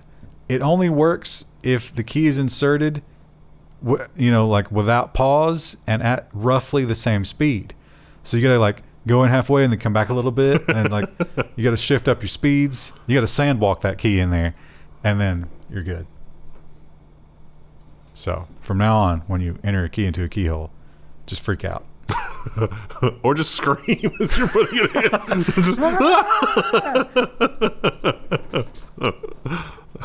That'd be great to explain that to somebody. Get like a 20-minute explanation. It's like, no, there was this Wired.com article. I was thinking that it's too bad that Sherlock's not on the air anymore, because the writers of that show seemed like whenever something like that would pop up in the news, they would incorporate that into some mystery that Sherlock was going to solve. Wait, was that modern day? Yeah. Oh. They made a modern day version of Sherlock. Are you talking about the BBC one? No, it was the one with Lucy Liu. Oh, okay. As Watson, the gender bent Watson. Well, it actually worked. I was a little skeptical at first, but it actually worked well. I liked the BBC one too. Alexa, remember Alexa? I guess everybody's spending a lot of quality time with Alexa. that data mining has to be off the charts, right? Because everybody's at home all the time. Well, Alexa keeps a history of all the things that you talk to her about, and that can be bad. An Alexa bug means that hackers have probably been exposed to your voice history. Who could have predicted this? Who could have been saying that this was going on for years? So the way this works is if they could get you to click a link, then it would get them into your, what do they call the programs that run there? Skills? Skills, yeah. Alexa's learned a new skill. Yeah, well, they could erase one of your skills that you already had, like Alexa, check my bank account, and replace it with their own version of that same skill that would still trigger on Alexa, check my bank account. And they also got a history of all of your voice interactions, so they would know what your trigger words were. What a great idea to bring that into your home. Moving on to the robot section, we've talked a lot about various people who have, when faced with terrible illnesses, done various things to integrate with technology. Now, usually what they want to do is kind of merge their brain into the machine.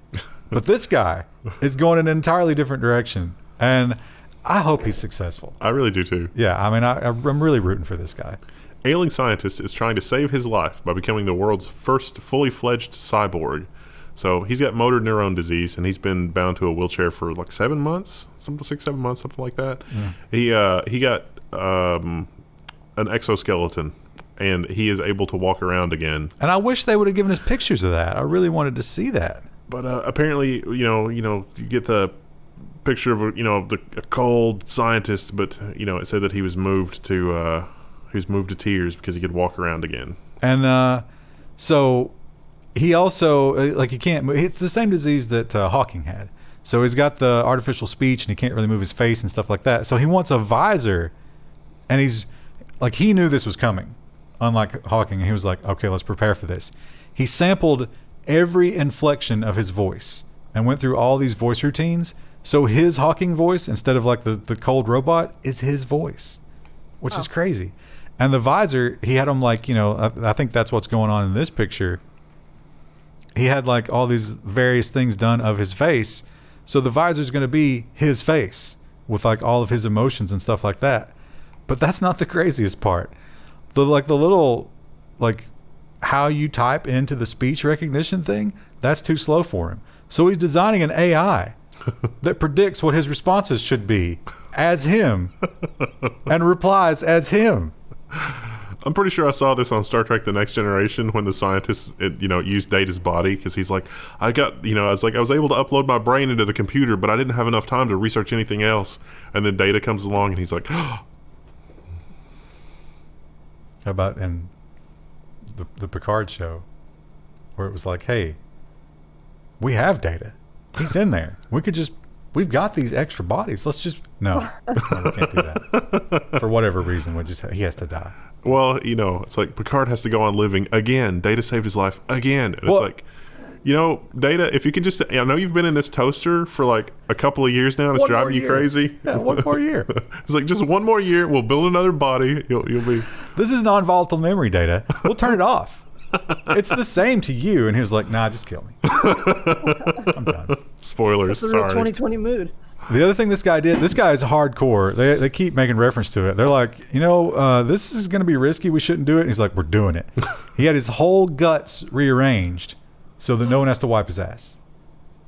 Somehow, the plumbing, he can deal with it himself now. Does he have a colostomy bag?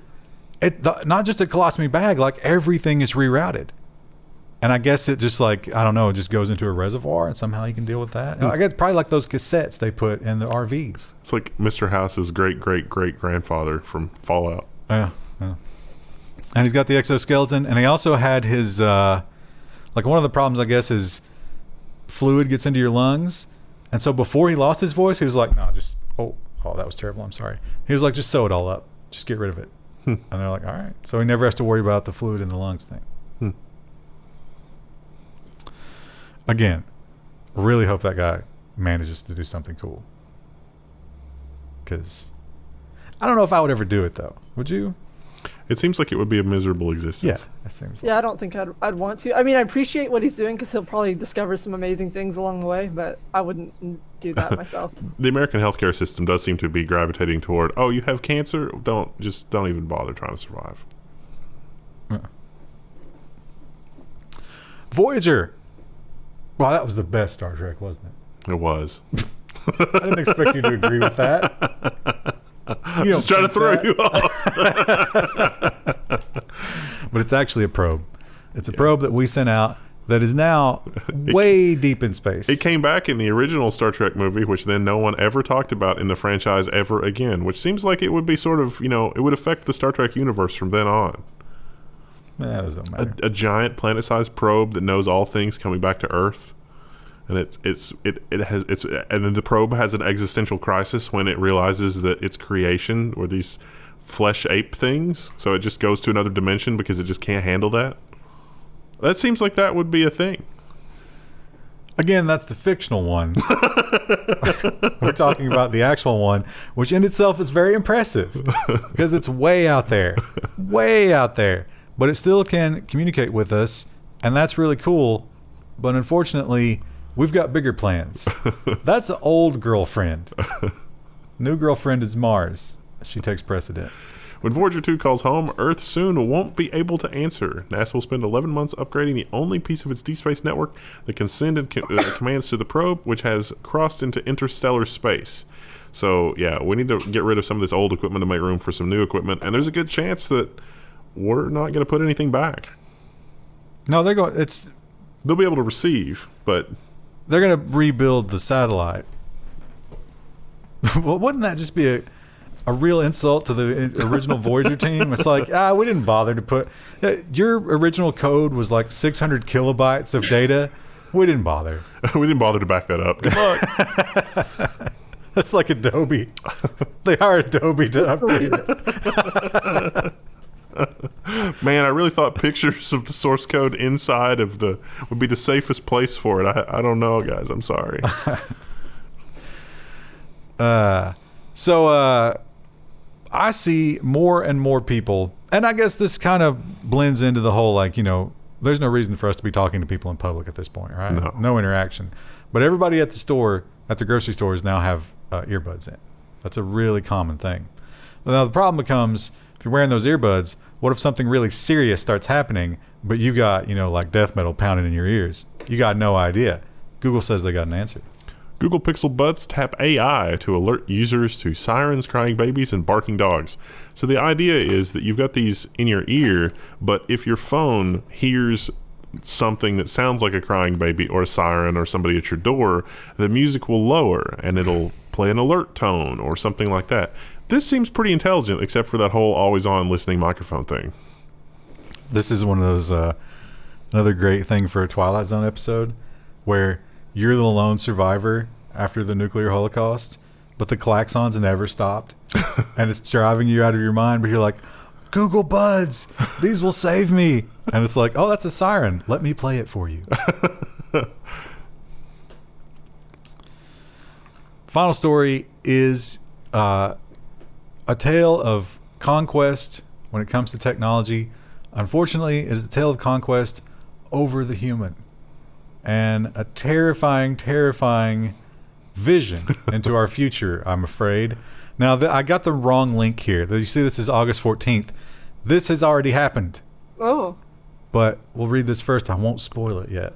An Air Force F-16 pilot will face off against an AI adversary in a simulated dogfight. And here's how you can watch live. Let me set it up for you.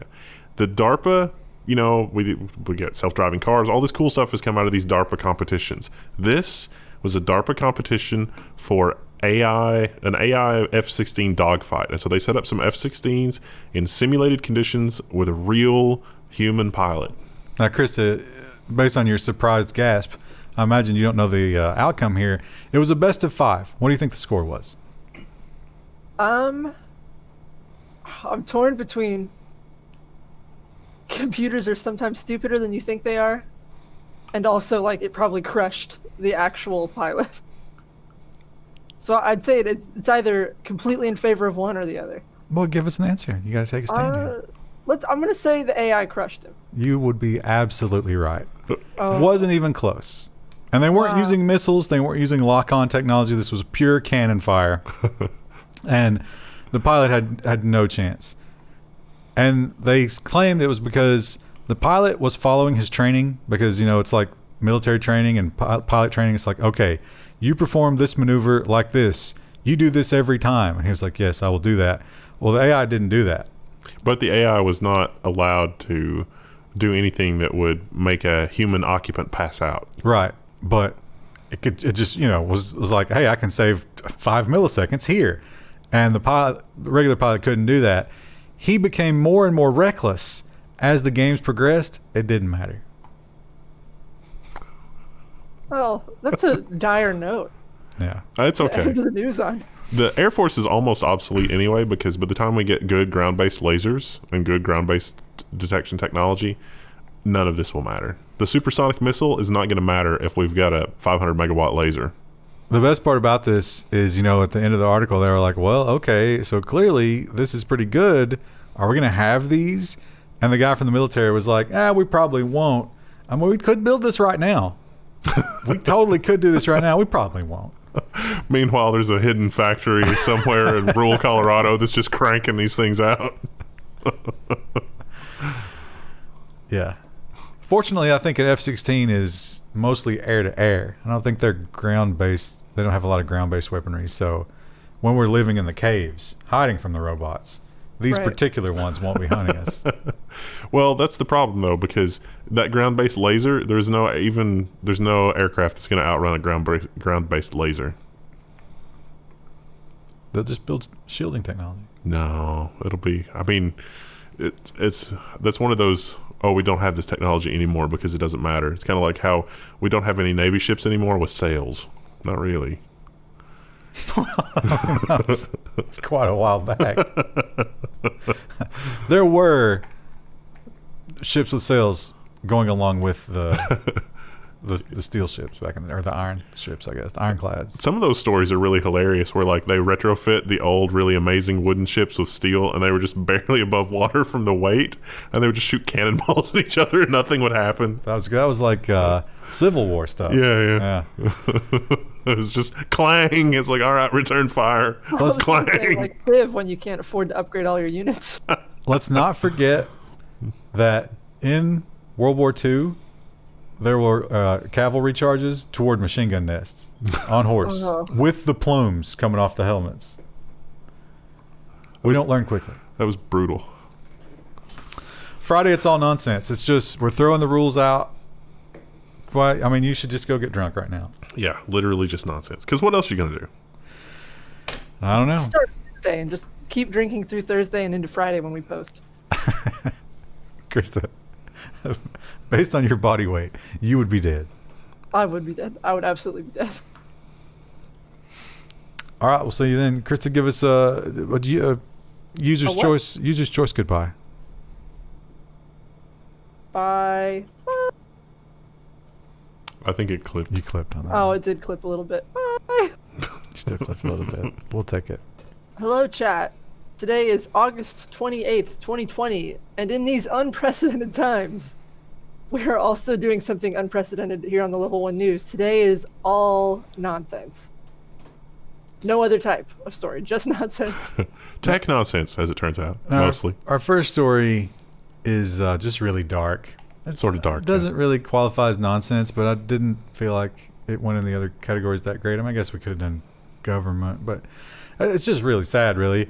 But I think it bears mentioning because the world needs to know about this kind of thing. And if you just picked up a new Lenovo laptop for your kid, you can feel bad about yourself. The Intercept reports that kids may be using laptops made with forced labor this fall. Lenovo computers were manufactured under a Chinese government program to provide cheap labor from the persecuted Uyghur Muslims. So that's not good. Yeah, sort of bad. Lenovo was not so Lenovo outsourced their labor to another company, which is named here in the article, and they made a lot of tech products. So it wasn't just Lenovo, but Lenovo sort of probably was in on it. I mean, the State Department has sort of condemned this and been involved. Lenovo, for its part, said that they have identified and held some laptops from being shipped. Some schools have reported that their Chromebooks have been held up for unknown reasons, and that may be Lenovo holding those shipments while they investigate. But at the same time, this is basically like prison labor here in America. What do you do with them if it turns out they were in fact slave labor? Sell them to India. I mean, Iran. It doesn't make sense. Well, I mean, it's not the laptop's fault. No. Yeah, Lenovo should be consumer punished. level, there's nothing you can do. The Lenovo should be punished, but I don't see why they shouldn't. Maybe just give them away. Yeah, they could probably donate them. It's like, here, we're not going to make any money on these. In fact, we're going to take a loss. I don't know. That's sad. We have prison labor here in America, and we have a lot of people in prison over really ridiculous nonsense. But it is not nearly as bad as what we have seen out of China. But it is, so they can. It's not as bad. Okay, yeah, definitely. I'm trying to say that it is, but you get time off your sentence if you work. So, but you get paid like 75 cents a day. Yeah. Which is slave labor. Let's be honest. You couldn't do that in the free world. So they're saying to you, you have a choice. You can make us a bunch of money and do labor, or you can stay in prison for a lot longer. So clearly it's not about rehabilitation or punishment or you fulfilling your sentence. They're willing to let that go. It's about making money. Yeah. It's very disappointing. This headline, and we've talked about this story several times. This is a new chapter in the story. We've had some people comment on the last three newses, like, when are you guys going to cover this? It's like, okay. Now, do you remember, was it Brazil? Mm-hmm. Where they did this, and it just went straight Jurassic Park. Life found a way. The females became males. The fertility that wasn't supposed to happen, happened. The eggs that weren't supposed to hatch, hatched. And they were like, yeah, those are going to bite you now, aren't they? Don't worry about it. Don't worry. We didn't make it worse, at least. CNN Health reports that 750 million genetically engineered mosquitoes have been approved for release in the Florida Keys. The idea with these are that they're not going to produce viable offspring. Everything still happens as normal, but then they don't actually produce any viable offspring. But these are only males. So if you don't know about mosquitoes, the males don't bite you. They only use blood for reproduction, not for. Actually, they just eat nectar. They're just like gentle guys cruising around, and these evil harpy women come along and feed on the humans. So they're like, "Hey, we're going to release these males, and then they're going to mate with the females, but they're messed up, so those eggs are never going to hatch." It's like me. Actually, only the female eggs are never going to hatch. The male eggs do hatch and create more messed up males. What was the name of the thing in Mass Effect where like the really violent aliens couldn't breed anymore? I don't remember that part. They had a thing like that. And in the later games, you teamed up with one of those guys, and he was a little bitter. But yeah, I can't see this going as expected. And again, I think it was Brazil where it did not go as expected. The eggs hatched and there were females. But this is your preview of the 2021 events from the Level 1 news right here. So we'll see. I imagine if you live in one of these places, the idea of getting rid of mosquitoes does appeal to you quite a bit because they are horrific. Just the ones that we have. We don't even have strong ones. They're mid-tier at best. Yeah. Drop hardly any loot. They're like level 4. So we had a fun little event. You kind of get this idea because constantly NASA and all the space people are like, hey, there's an asteroid and it's 1 billion miles away, but we're on it. We're tracking it. Don't worry about it. We know all about it, which makes this weird. A car-sized asteroid made the closest Earth flyby a space rock has ever survived. It zoomed by at just 1,800 miles away.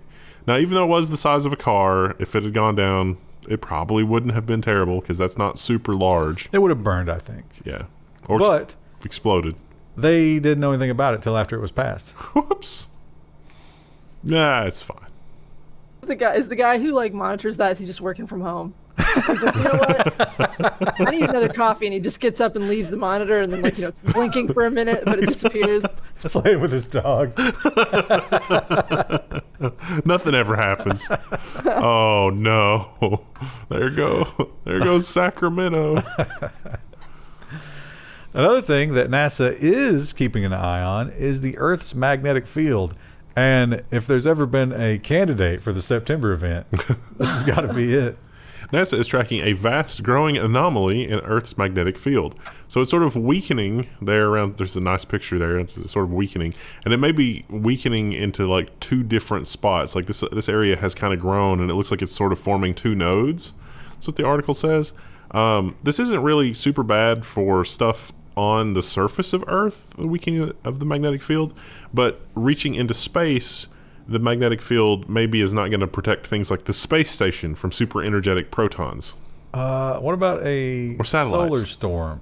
Ooh, yeah, that would one be of those bad. mass ejections right into the weak spot. Remember when the last time that happened, it set the telegraph wires on fire? Because our highest level of technology was the telegraph, and it's like, that's weird. The telegraph doesn't require power anymore.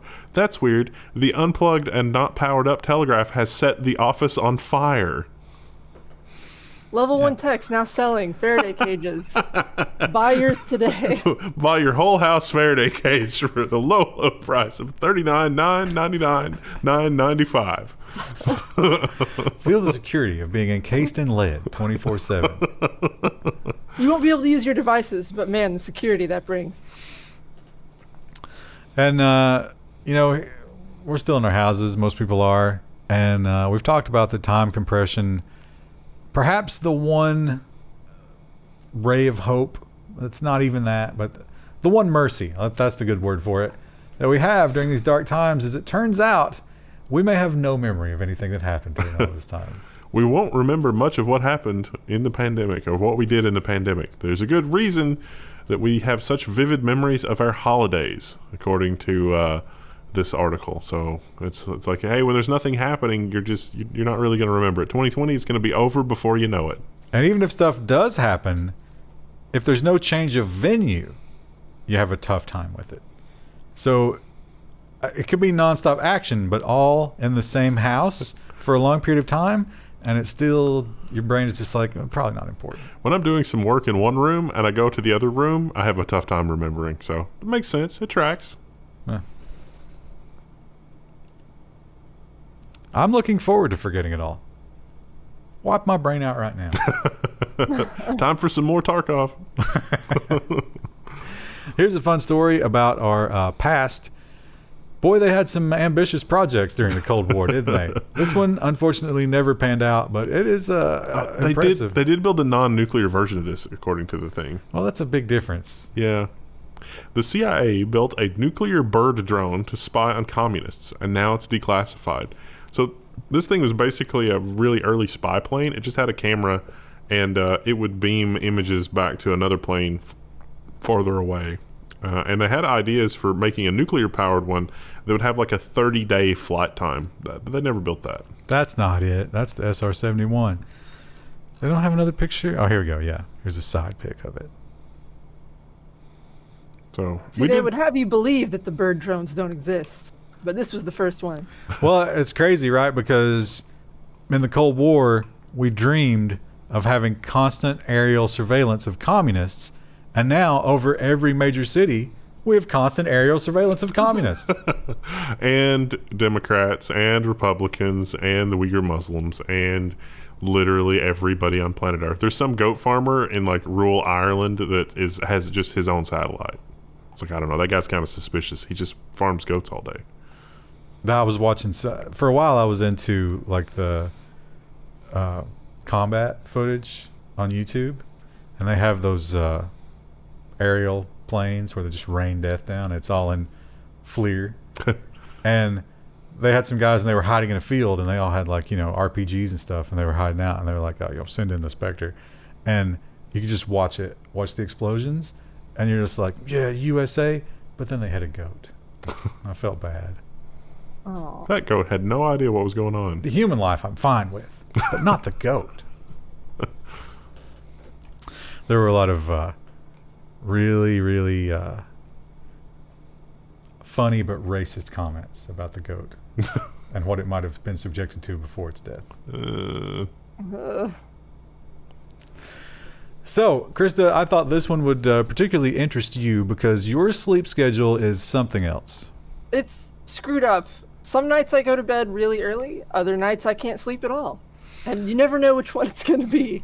Now, they say in this article that some people are just fine with that sort of thing, but based on the yawning activity, I don't know if you're one of those candidates. No, I'm definitely not. Individual circadian clocks might be the next frontier of personalized medicine. So what they're talking about is sleep. And everybody needs 6 to 8 hours. Nope. There's an example of somebody in there that is just fine at 4.5 hours. And they figure that a lot of sleep disorders lead to other health problems. Things like high blood pressure and neuronal degeneration and stuff like that. So it could be that the fix for some things is circadian rhythms, or you could just be a mutant. I think my rhythm is about, left to my own devices, I think it's about 3 a.m. to 9 a.m. and then 3 p.m. to 6 p.m.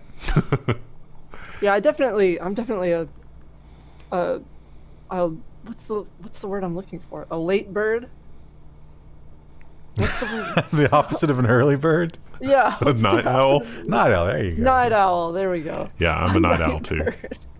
I used to only need like 4 or 5 hours of sleep in college, but I don't think that I finally adjusted, but it took forever. I think that's one of the things they pointed out is when you get older, that's where the dimension will get you. You got to sleep it up. My parents, not right after they retired, but when they started to, get older in their retirement, they started staying up to 1 and 2 a.m., which cracked me up because they never did that. I was like, yeah, that just happens.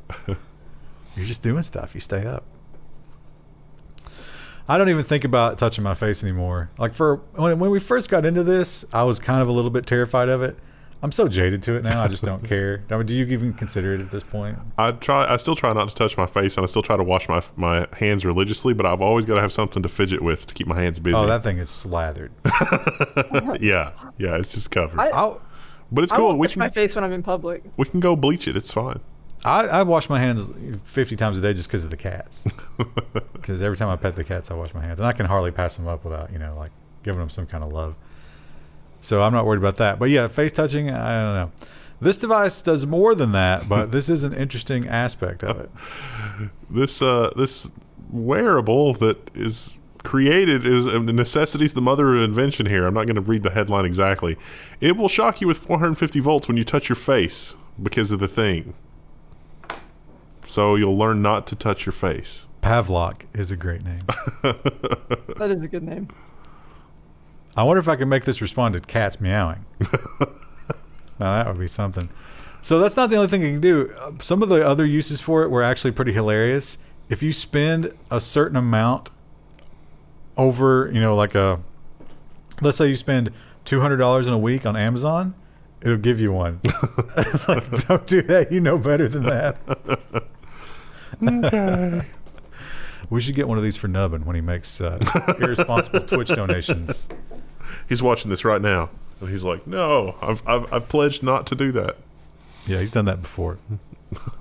So yeah, if you just cannot control yourself, maybe look into the Pavlok. Give us this is the engagement challenge. What would you program the Pavlok to do? They said some of it had to do with foods that you eat, but how would it know? I don't know.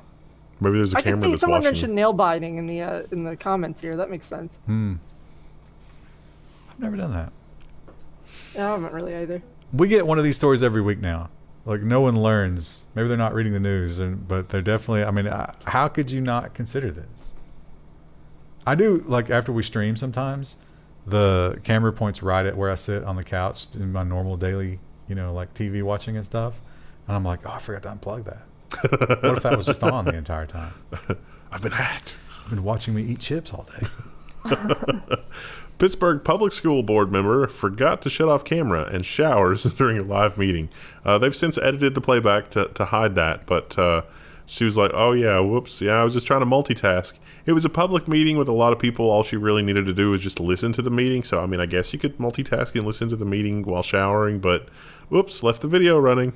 I think what this really points out is that nobody takes these meetings seriously. Yeah. They're just a waste of time, like most meetings. Yeah. And you're just looking to get through them any way you can.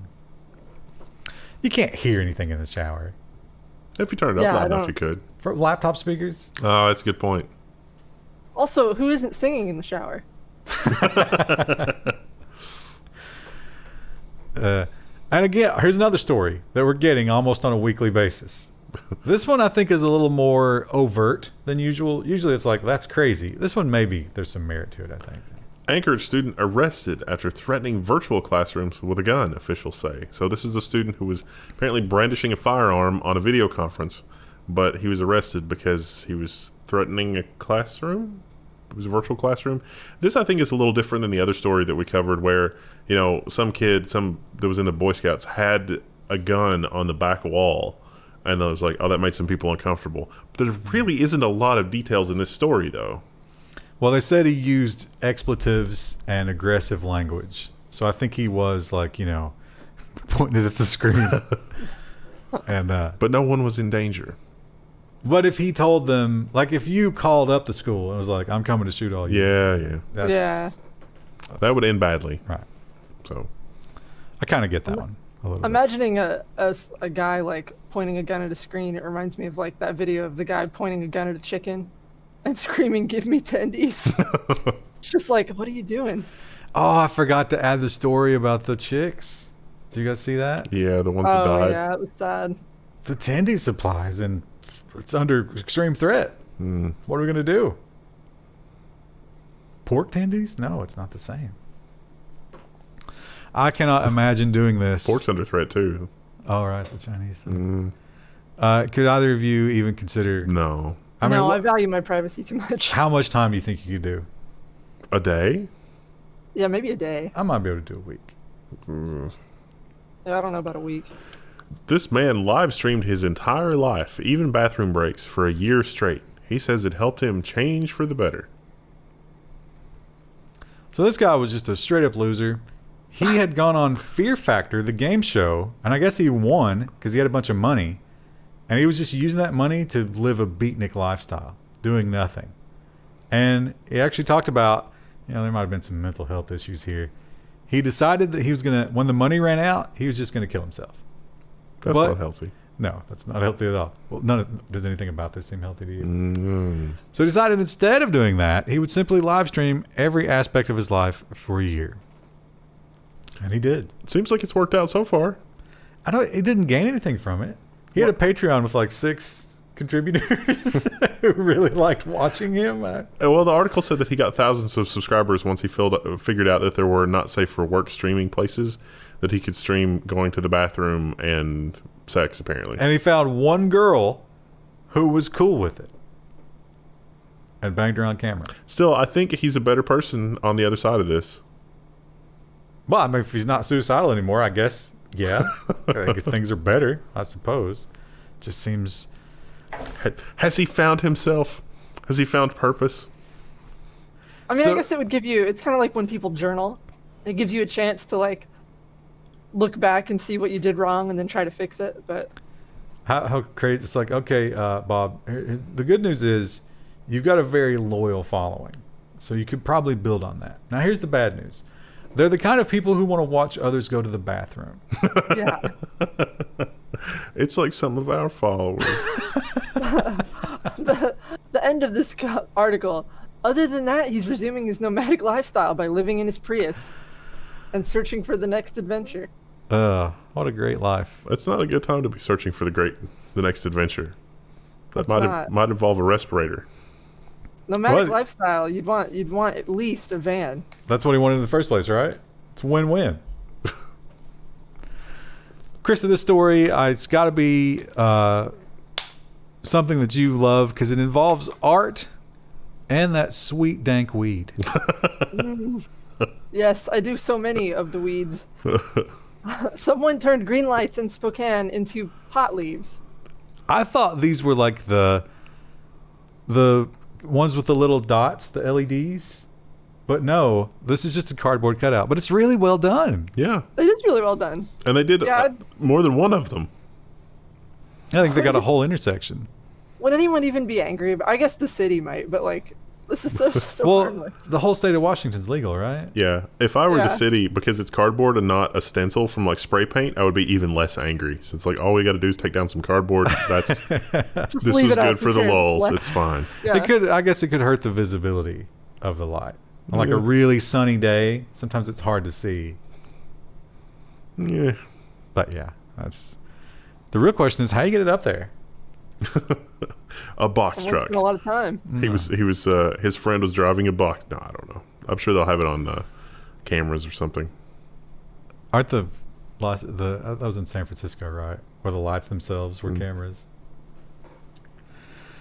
Here's a great story, and surprisingly, not the first ninja story we've had the nonsense in a while. It seems like ninjas are really having a resurgence in Japan. I love it. Stealthy thieves broke into a Japanese ninja museum and stole 1 million yen. That's only about $10,000 US. But they knew there were cameras, and they pointed one of the cameras at the ground. And then they stealthily broke in and stole a 300-pound safe. I don't know how stealthily it was. They just busted down a door.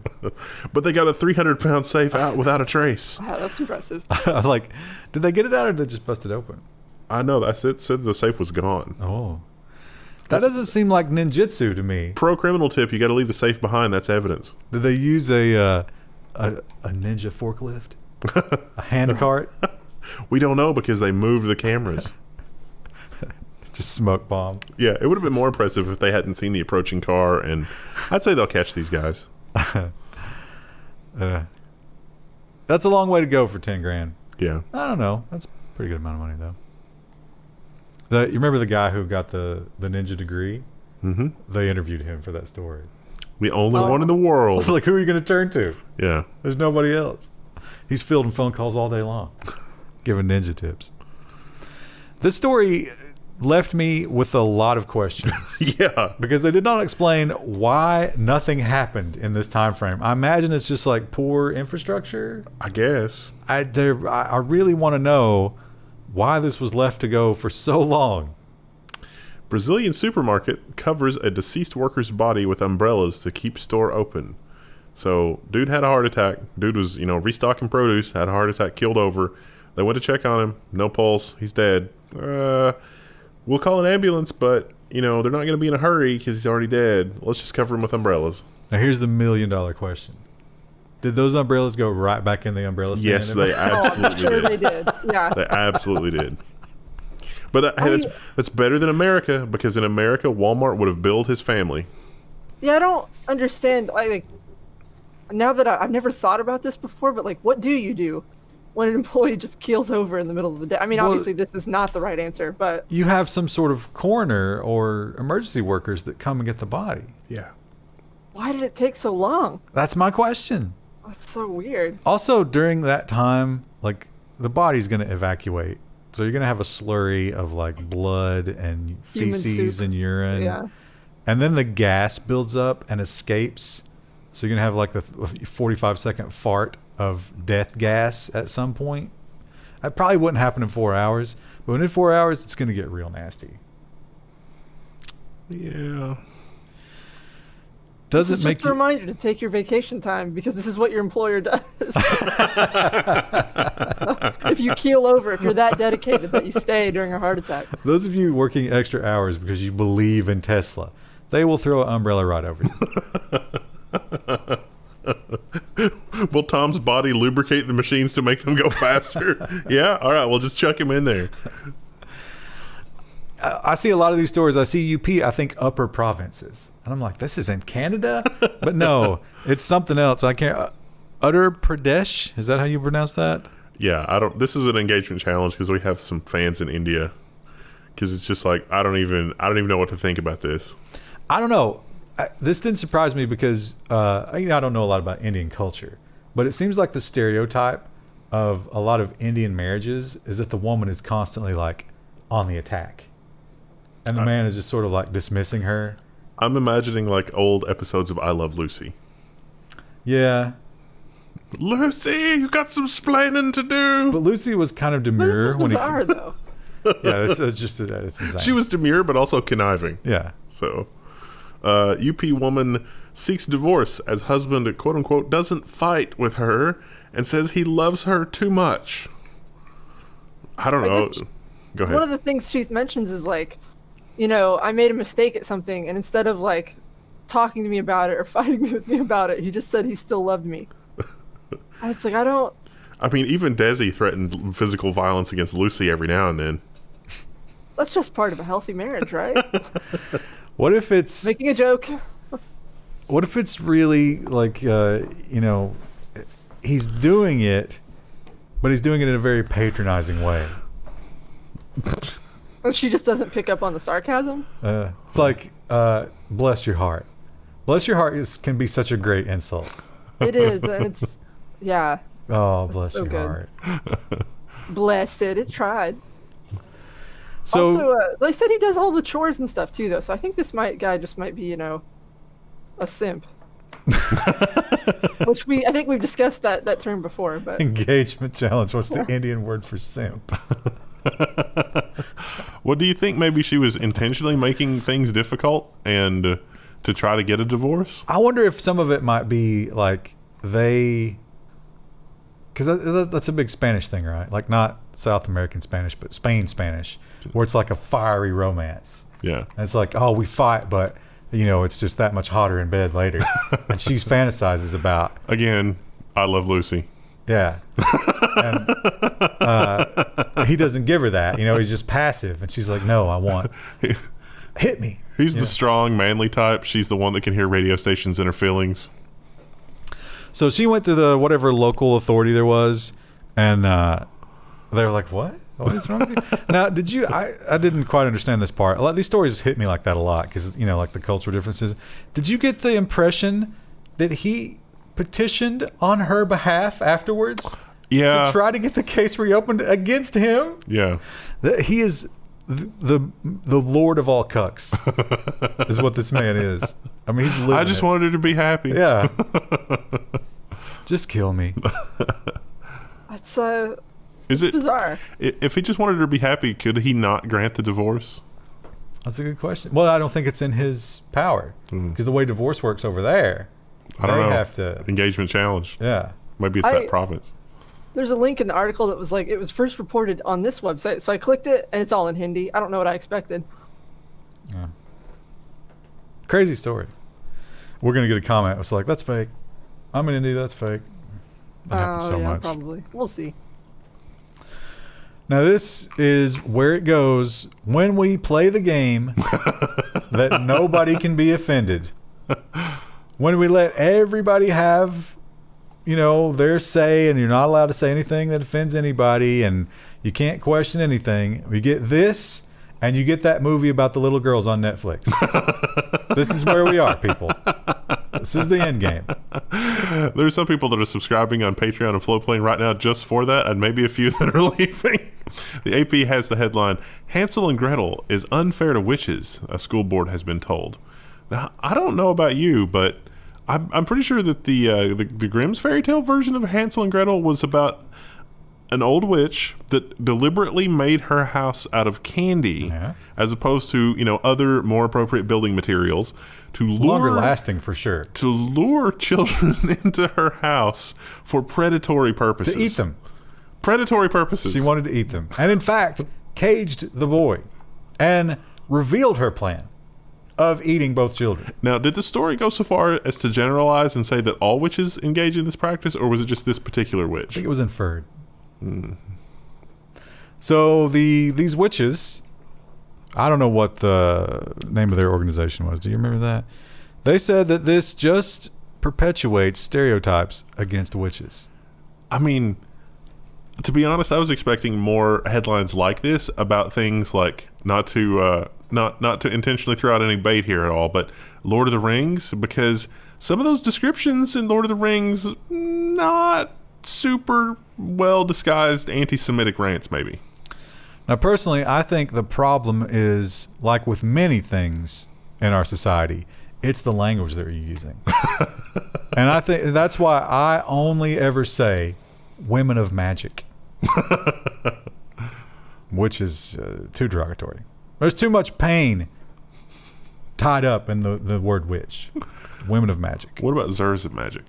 What's disturbing about this is it says the association last year received 500 reports of censorship or requests for help on censorship. So that's like a 15% of the total attempts. Topping the list of challenge book is Catcher in the Rye, Huckleberry Finn. It's got a couple of the N-bombs in it. Yeah, so it's not too surprising. Which they printed in that article. Bold move, AP. Did you know about the Ravens? No. Yeah, this was new to me, but apparently that's a big thing over there across the pond. I had never heard of it before. Chris, did you know anything about the Ravens? I did not know anything about this story. Stupid Americans. Bored ravens straying from Tower of London as tourist numbers fall. Legend warns that the monarchy and building will crumble if resident birds flee the fortress. What would we do without the monarchy? Oh, they had more pictures. Well, she is like they're kind of already crumbling, right? Like, and she's like, the queen is sort of already on borrowed time. There's one of them. They actually have the ravens named. There are 6 ravens plus a backup raven. And they live on the grounds. Charles II is the one who said, if we lose the ravens, the monarchy will fall. I don't know what he was basing that on. But they hang out. People feed them French fries and stuff like that. It's a good time. Well, guess what? There's no people. the ravens will leave soon too. Well, it's the youngest prince. He's no longer part of the royal family. No, but there'll be a king, right? But and then Andrew is, Epsteining it up. So, what if he became who's king left to? and just turned the whole palace into Sodom and Gomorrah? Just went full I don't tilt think into he's in the it. line of inheritance now, but It's like- wow. It's like, I heard half died. Is the ranch for sale? Just empty the preschools into the tower. The whole Karen meme has really picked up. How much longer do you think this has? It's got to burn out soon, right? I think People now, there's Kyle. Karen and Kyle, I think. I think Christmas 2020, I'm calling it, will be done like after the holiday shopping. New Year, actually. After New Year. Well, I guess let's go mid-January because we have the return window, right? Mm. After that, I think we'll be done with Karen. We'll be on to something new. That's my prediction. We'll revisit it. When it's proven true, tweet me with a clip of this. What's even more of a Karen than a Karen? Because I think the escalating level of like entitlement and like screaming at other human beings is just going to continue. Super Karen? What name You don't replaces even know Karen? the start of my power. That's the Super Karen. What's a name that has Karen in it? Anyway, if you are one of these people, you don't actually have to be named Karen, but if you are that, overbearing personality, there's opportunities. Call a Karen. Company wants to pay a hypercritical Karen $65 an hour to review products. 3 products a week. And you have to operate the Call a Karen helpline. I didn't get a good feeling about what that was exactly. I think people ask you questions about the products. Maybe.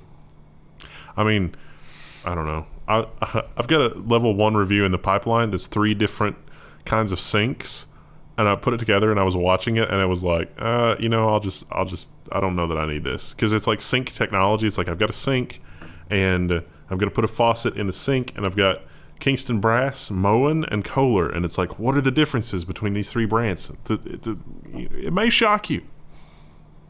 Clickbait title built in. Now you're hitting all the high points with that You one. have to do the thumbnail with you like gasping too. Yeah, so it turns out that like sink technology is widely varied, or faucet technology, I should say. One of the amazingly, it seems like one of the big issues going into this election might be legalizing weed. And it's all wrapped up into that whole, like people of color persecution drug war kind of stuff. And I think Trump is actually a little bit worried about it. Now, he can't back it because he'll lose his base. But he has to know that that'll bring out the voters. I had forgotten about the U.S. elections. Oh. How? Because I thought it was still February. Don't even imagine. No, I wish. But because, we do still have those crazy laws, but we have since very recently, I think it was this year maybe or last year, we've legalized hemp cultivation. Now, hemp, if you don't know, is basically the same plant, but there's no THC in it. There's none of the psychoactive drug. It looks exactly the same, but it doesn't get you high, and that leads to problems. It's not cannabis. A farmer hopes to nip hemp stealing in the bud. I see what you did there with that headline. So he's put up, the standard issue no trespassing private property signs, but it also says this is industrial hemp. This is not weed. Most people don't know the difference, though, which is kind of a bummer for him. He tells the story of people just like the car screeching to a halt and them running out and just filling their arms and running back to the car. I don't know where is this guy located? Where is Alta? I don't know where Alta is. this California? Oh, this is Canada. CTV. Oh, okay. So it's all I'll legal say- there, right? Yeah. Whereas I feel like if you did that here, like in Kentucky, that's a good way. You either run into a booby trap or someone's going to shoot you if you start stealing crops. You get your foot caught in a bear trap. Yeah. My dad worked for a newspaper for a while after he retired, and they called him and they were like, hey, we're going to burn this weed crop we found up in the mountains. You want to come and take pictures of it? And he was like, I'll do a story about that. And he went up there, and the cops had all like moved to another area in the weed farm, and they were like, taking their own evidence pictures and stuff. So he was just there by himself taking pictures. And he said 4 guys on 4-wheelers with shotguns on their back pulled up, and they're like, what the hell are you doing up here? And then the cops like poke their head up and they just turn around. So yeah, that's not at all uncommon. Of course, everybody's going to make this connection here, but remember Chocolate Rain? No, because we're old. Well, it happened. It happened for real. And it was because of the Lindt chocolate company. A Lindt factory malfunction causes chocolate snow, not chocolate rain, chocolate snow, to fall on Swiss town. Yeah, it was cocoa powder, literally everywhere. Chocolate Snow is Chocolate Rain's hip-hop cousin in Canada. Yeah. So it's cocoa powder. There was an explosion, and it just went literally everywhere. One car was affected. Oh, lightly coated. I bet it smells good there now. Could cause like a pest problem in your car, I bet. Yeah. Although it probably gets in the filters, and your car just smells delightful. Isn't chocolate poisonous to a lot of animals? Dogs, for sure. We don't know about birds. Trying to think like what would eat it off the car. I wonder if the reason that chocolate is delicious for human beings is because it was also originally poisonous for human beings, but the human beings lacked the self-control to stop eating the chocolate, and they all died. I feel like we would have recorded that at some point. I mean, I don't think we started making chocolate till pretty late in the game, right? No. I think South American Indians were doing it for a long time, or South American natives or whatever. It's a pretty involved process, isn't it? Maybe I'm wrong about that. You got to mix the beans up with a bunch of stuff, like roast them, and then There wasn't much to do back then. I would love, we'll never know, but I would like, this would be a great use of a time machine. I don't know how you would target, like, and find them out, but I dream of this. Show me a TV show where it's just the first time we ate every food. As soon as we invent quantum mechanical tunneling, we can just do all that. Like, imagine that fermented fish that they have? Lutefisk. Yeah. This is the most offensive thing ever. Now, I have a pretty good idea how that came about, but I would still enjoy watching the first time where somebody was like, you know what, I'm going to try it. It's going to end badly. It's going to be... I like that you can have a machinery, a technology malfunction so severe that it dusts the entire town in chocolate. Like, who engineered that system? Well, they said it was the filter that goes out. Like, they were taking stuff out. Something happened to it. I guess there was probably a screen or something that buckled. So do they normally exhaust... Like, does their normal industrial process normally have that much chocolate dust. Just Yeah. I was like, oh, we'll just throw a filter on that and Probably catches it. Yeah. and recycle it. And it's like, ugh. At the end of the day, they pull the filter off, and all the employees get together and just lick it. It's like the Wonka chocolate factory. It's like the mixer stick when you pull it out of the mixer. Now, this is, this show, I guess, shows our age, or maybe this is a cultural thing because this is in the UK. But Waffle, did you have any idea? No. Krista, No. what, I'd heard of this. I have never been stupid enough to Google it, but I knew. what I know- context did you know it from? Just seeing it on the internet, like people be like, "Oh, have you Googled this?" And I was like, "I know it's not. That can be nothing good." It's like Lemon Party. You just don't Google it. Everyone just knew. Like That you was just probably knew. flagged in the transcript. Thanks, Krista. Well, Oh, sorry. you're hipper than we are. I had no idea. I think this is a bad idea just on the grounds of it doesn't seem appealing, but I didn't know that it meant something else. Krista. It's a long side. Which one of us is reading it? I can't see if you flipped. You're doing it. Okay, Blue Waffle. Kellogg's inadvertently names latest product after an STI. Now, see, I didn't know enough to know that it was particularly an STI, but I just knew it was something like with genitalia, and I never looked it up because why bring that into your life? Well, here's the But thing. yeah, this one. It's not. It's fake. It's made up. It doesn't exist. It's supposedly a disease that turns your vagina blue. But there is no such disease. It's I don't know. I always was told never to Google it. But a lot of people use it sort of as a, like a placeholder for just, a lady that might be a little questionable in terms of that kind of thing. Kellogg didn't know.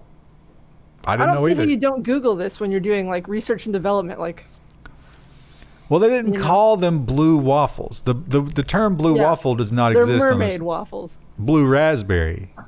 Raspberry? That's everything about this product is just bizarre. Also, what is on top of it? Is that I think those are sprinkles. I but think, the white stuff Cooler? Whipped cream maybe. on waffles? I guess IHOP everything about it is strange. does that. I thought the other one was stranger. They have pink ones, the pink unicorn waffles, aka acid trip waffles. I think that makes more sense to me. Does it? Yeah. Pink waffles? Yeah. I don't know why. I don't know how true this is, but I remember reading about like the color blue. They tell you don't paint your kitchen or like use blue dishes. Apparently- Something about it that's like, yeah, humans, we associate the color blue with like inedible or toxic. And blue plates will supposedly make you eat less. Yeah, that's what they say. I don't know how true that is, but I have heard that. Ouch. You give me whatever on a blue plate, it's not going to slow me down at all. I'm going to go hard on a blue plate. Anyway, watch out for blue waffles. Yeah. I bet those turn your poop green. Oh, absolutely. Yeah, no doubt about that. So, last week we talked about the diplomat cat who retired, but he was adorable. And this week we have a new celebrity cat who is looking to gain one of the biggest honors in New Zealand. And I don't get to vote, unfortunately, but I would vote for him. Celebrity cat called Mittens in the running to be New Zealander of the Year. And look at that cat. Look, he just looks like royalty. He looks like, really, like if you look at his jawline, especially his like jowl, I don't know. Jowl. That edge, he looks like the really old guy that's in the British royalty. Like the I don't remember his name. The really old guy, like I think it's Charles. He looks kind of like a cat version of Charles. There he is with his people. Man of the people. So he is famous for hanging out. He looks a little bit like Ron Perlman. Yeah, I could see Ron Perlman. He's famous for hanging out in the city that he lives in and traveling everywhere. And people keep By bus. trying to rescue him. So they'll grab him and they'll take him down to the shelter. And they're like, no. That's Mittens. He does what he wants. Yeah, Prince Charles as a cat. See the jawline? It's the same. Yeah, there's a little bit of that